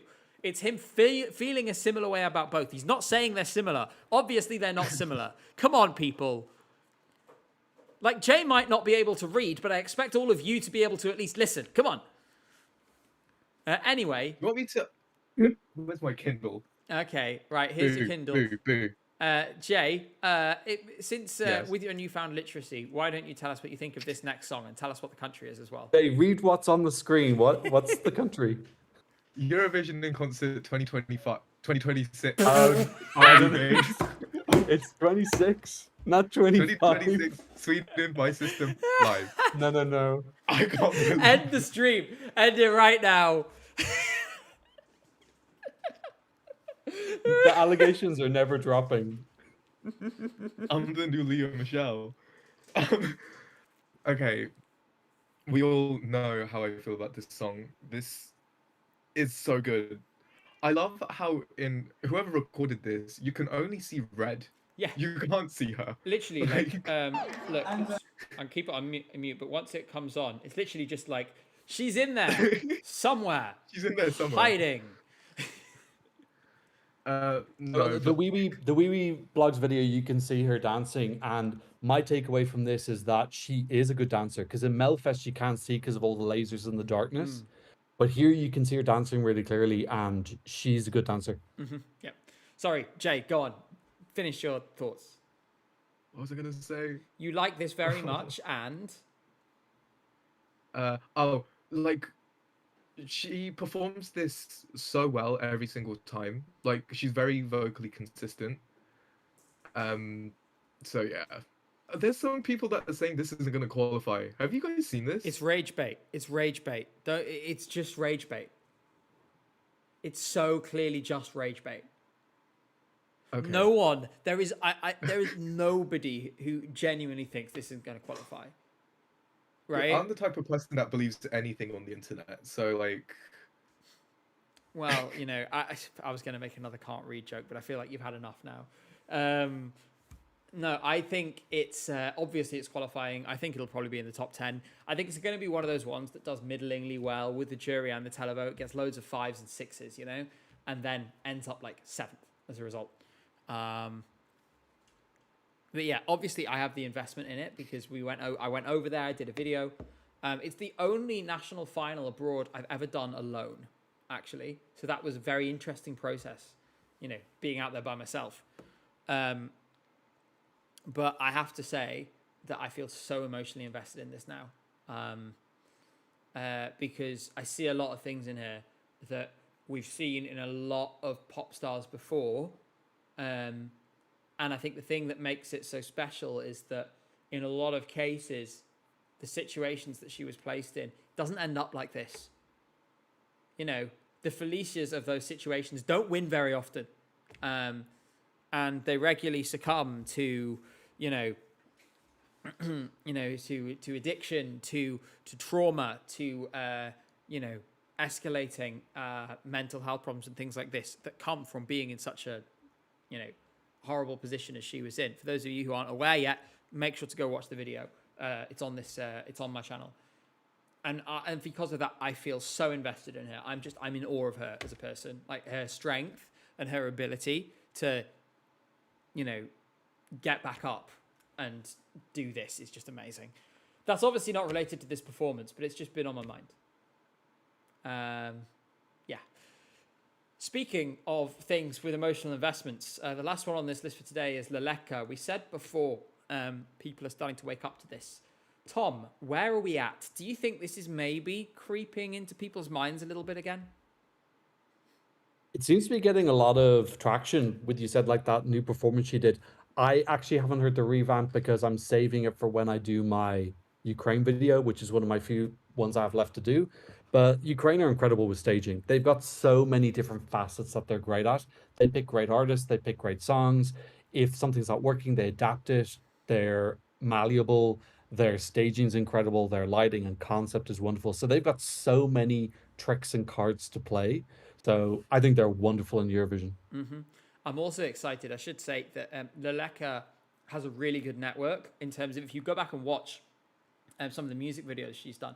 She's done music videos which have been nominated for awards before and have been featured in film festivals. So she has some pretty incredible contacts when it comes to creative direction. She's also said that she's going to completely throw out everything they did at VidBeer. Oh, hey, cheese, and start again.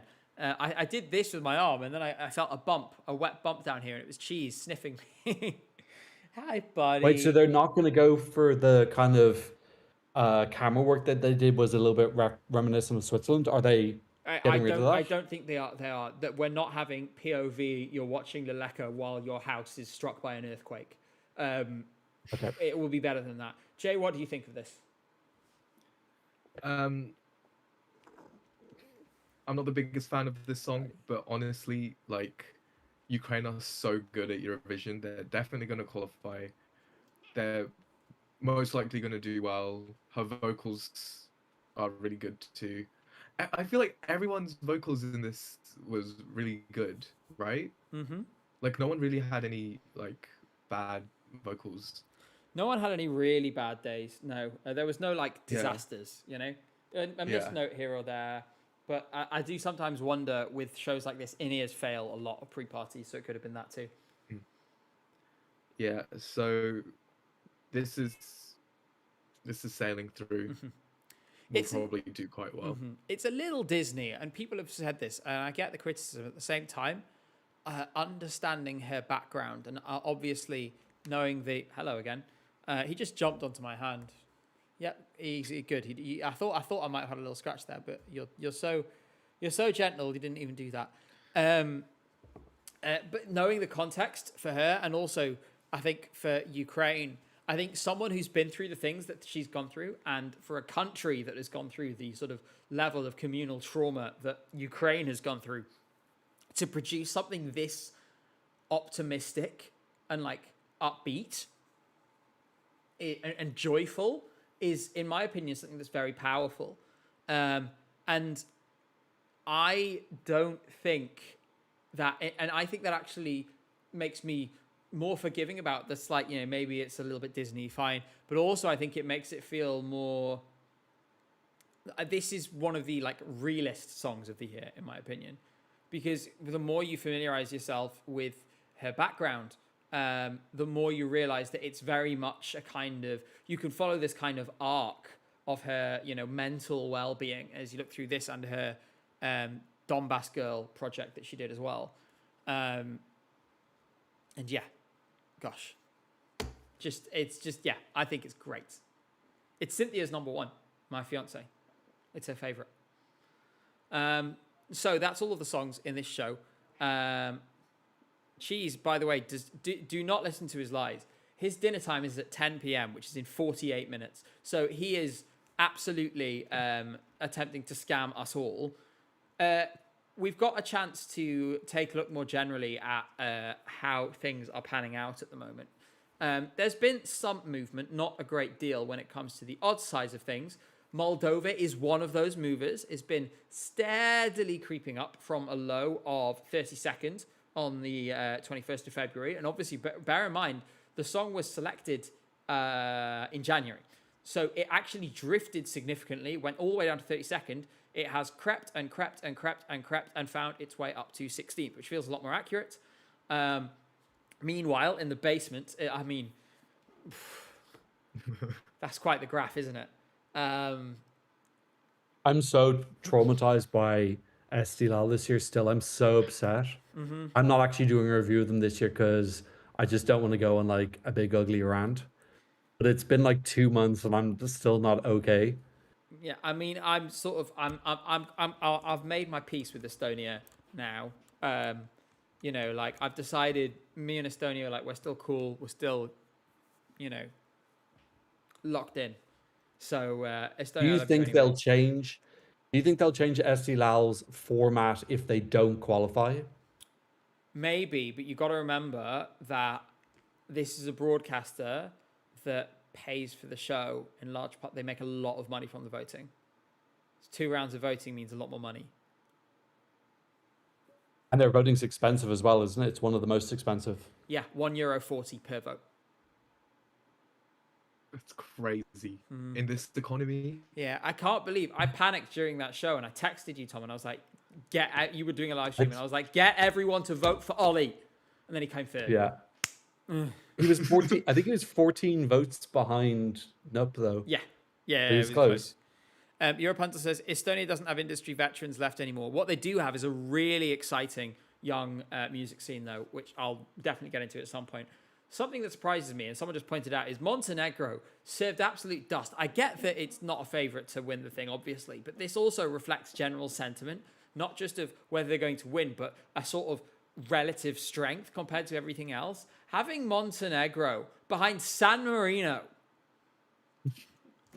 like, in fact, in general, having all of these songs behind San Marino, like, it's almost, you know, it's almost certain that, obviously, exclude Austria, it's already in the final. One of these 7 is probable to qualify for the final, I would say. Like Georgia, Portugal, Montenegro, all of those, I would say, have at least a 40% chance of qualifying. So one of those, statistically speaking, is likely to be there. And yet they're all behind a song which is dead on arrival. Dead, dead, dead. They should save that money and instead buy your merch. Yes, exactly. And you can get that merch on escgabe.com in a couple of weeks when it drops. In the meantime, Dunder is going to spam the web address and chat again. Sign up to the mailing list so you get notified as soon as it comes. Yeah, it's going to be really exciting. Cannot wait for you guys to see this. Like I said, and it's quality stuff. Like our first decision we made was no tat, only like high quality things that people will actually want to wear and keep and use for a long time. Dunder, you're sending the password page. You're going to have to try that one again. People want to know, though, is the merch cheese approved? The merch Has he seen it? Does he like it? Yes, Cheese loves it. Cheese Okay. might be involved in it. Not telling him more details. Montenegro trapped behind a bunch of Kias, says Nero. That's not fair. Not all of them are Kias. Moving further up, there's not been that much movement at the top. It's sort of like 1% here, 1% there, which, I mean, we can keep an eye on it, but it's not all that consequential. So at the moment, we've not seen any kind of big odds shock, which only really happens at pre-parties if it becomes apparent that the artist in question cannot sing the song. So if I want to give you an example of this in the past, I'm going to have to scroll so far down. Eurovision Song Contest 2023, Netherlands. Here is, so they were 9th in the odds to win the contest at the end of February in 2023. And then this is what happened when they started performing the song live. It tanked dramatically. But it was still doing pretty decent, to be honest. And then obviously failed to qualify, and no one saw it qualifying by the time we got to the show. You know, but you usually don't get that, and we haven't had that here. Other than that, some other little tidbits. I'll quickly check in on how is Hungary doing. Oh, Hungary's doing very nicely. That's very good. We're very pleased. That's nice. I'm going to quickly get up one piece of news, which has been speculation. This is speculation, we will say, on Eurovision Asia before we close up after this. Eurovision Asia? Oh, yeah. Did you not see this, Jay? There's some news. So, this week... Oh, Jay's got his flag. Okay.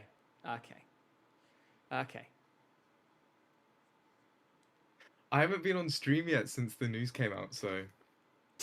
We're going to have a great time if we get to the Filipino national selection. So, these flags have appeared in the back end of the Eurovision Asia website. And Hindi has been added as a language on the website as well. That has led to speculation that we could be seeing 3 more countries. If it's true, assume it's true for a minute. Tom, how do you feel about the health of the competition, knowing that we'd have 3 more in already that would take us to 13? Yeah, I think it would. Yeah, it's first of all, it's exciting having the reveal of more countries, but yeah, 13 is definitely better than 10. India is a huge market. Singapore definitely makes sense to me because the guy who's running with Martin Green, I think Marcus Tang is his name. He's from Singapore. So I think he would have connections. And then Taiwan is interesting because I would have thought Taiwan and China would, I don't know. So yeah, the more the merrier. Well, if it's true, and if Taiwan is in, we're not getting, I'm going to say it right now, we're not getting China. Like, it's just not happening. Which seems weird to me because I would have thought they would be prioritizing them, but I don't know. Maybe China were like, we're definitely not interested. Yeah, I mean, the difficulty is with something like China. China is so big that what's the interest for the broadcaster, right? What's the sell? Because China does not really need, and the Chinese entertainment industry is so vast. Why does it need this competition? Like, you have to create a motivation for the broadcasters and for the music industry. Otherwise, it's not sustainable. So for small countries, that motivation is obvious. It's an audience that is totally incomparable in size, in terms of like magnitudes bigger than what you get domestically. But it's more difficult when you have sort of other, when you have, like, for example, so in the case of China, you're already marketing to over 1 billion people, right? And those people all speak your language, all understand your cultural references. So yeah, there's in my opinion, that's why no China. You just love that flag, don't you? You're just like, yay. Glory to the Philippines. Indeed. What other country, if you could have, let's have two countries you would want in this competition. You can pick any 2. Tom first, and then Jay, and then I'll go, and then we'll close up. Okay, one. I know my first one already. I would like China because I lived there for 4 years. Okay. And it's the only Asian language that I can speak. Well, Taiwan speaks Mandarin as well. So I would like one of them to be there. Come back to me for the second one, I have to think. Jay? Mongolia. Send Becca and I will be on the floor. Me too. And do you have another one?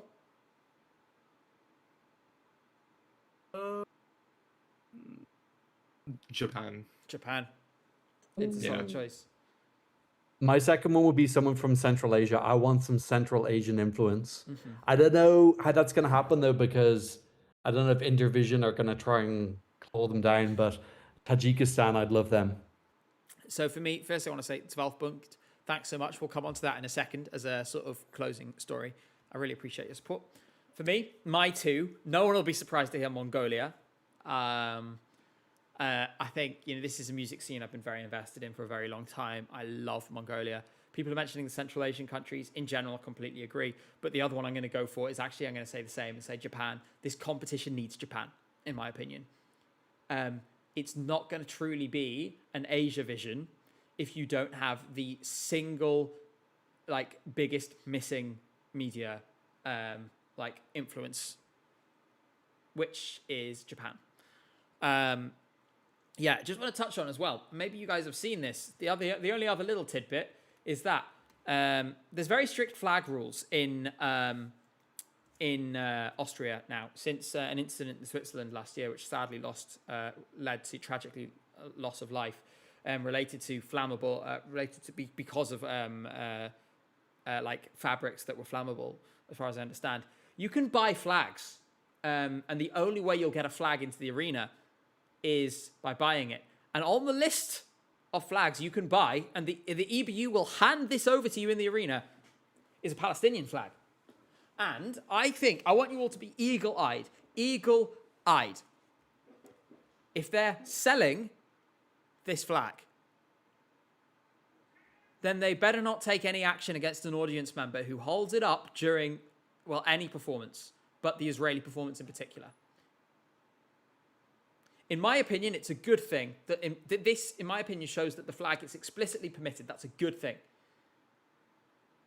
But what I'm worried about is that action will be taken against people who wave it at what is considered to be the wrong time in the show. Just a thought, something to keep an eye out for. I think it's a good thing because if you've been to anyone who's been to the contest knows that there's this flag cemetery outside the entrance where there's just hundreds of flags that weren't allowed in. I think this is probably good. It just means that people don't have the disappointment of showing up and then their flag is rejected. I also think this is maybe a sign that they said they were going to turn off the anti-booing technology. This makes me believe it more, because if they're allowing more flags in, then maybe they will be playing the real audience audio. I mean, in terms of easily avoidable PR problems, like, these are the ones that were easiest to fix, in my opinion. Like, just don't do, because it involves them just not doing something. Like, it takes no effort, right? But I guess we will see. With that, we are going to sadly bring things to a close tonight. But before we go, we just have time for one last thought from each of you. It could be whatever you like related to the contest, just something that's been on your mind this week, something that has been knocking about your brain that you haven't got around to yet in this stream. Jay, we'll start with you. The Philippines is going to win Eurovision Asia 2026. Be prepared. And we're going to be there to see it in Bangkok. Tom, firstly, you're going to be in Bangkok. Secondly, what's your thought? I'm going to be in Bangkok. Yes, I'm so excited. We'll all be there. Booked. Wonderful. I've booked it. Oh my God, Bangkok is my favorite city. Don't get me started. I'm so hyped. So we can do something there. My random thought is actually something you were mentioning earlier about when you don't like a song and then you have a switcheroo and it ends up becoming one of your favorite. That's one of my favorite things about Eurovision. I had that with Sudden Lights from Latvia, where it was in my bottom 5 and then ended up in my top 5. So I love those times when you discover a song that you kind of written off. Yeah, no, fingers crossed. And my closing thought is just going to be that I really can't stop thinking about Delta Goodrum's voice. I'm sorry, it's just been on my mind all day. I just think she's got such a stunning voice. And that's the thing. That's the little thing I'm appreciating about Eurovision at the moment. Thank you all very, very much. And with that, we will say our goodbyes. So everyone wave, and in like 5 seconds, I'll press the end stream button. Bye, guys. Just keep waving. Keep. Yeah. Okay, right. I'm pressing the button now. Bye. Oh yeah. Also, sign up to the mailing list.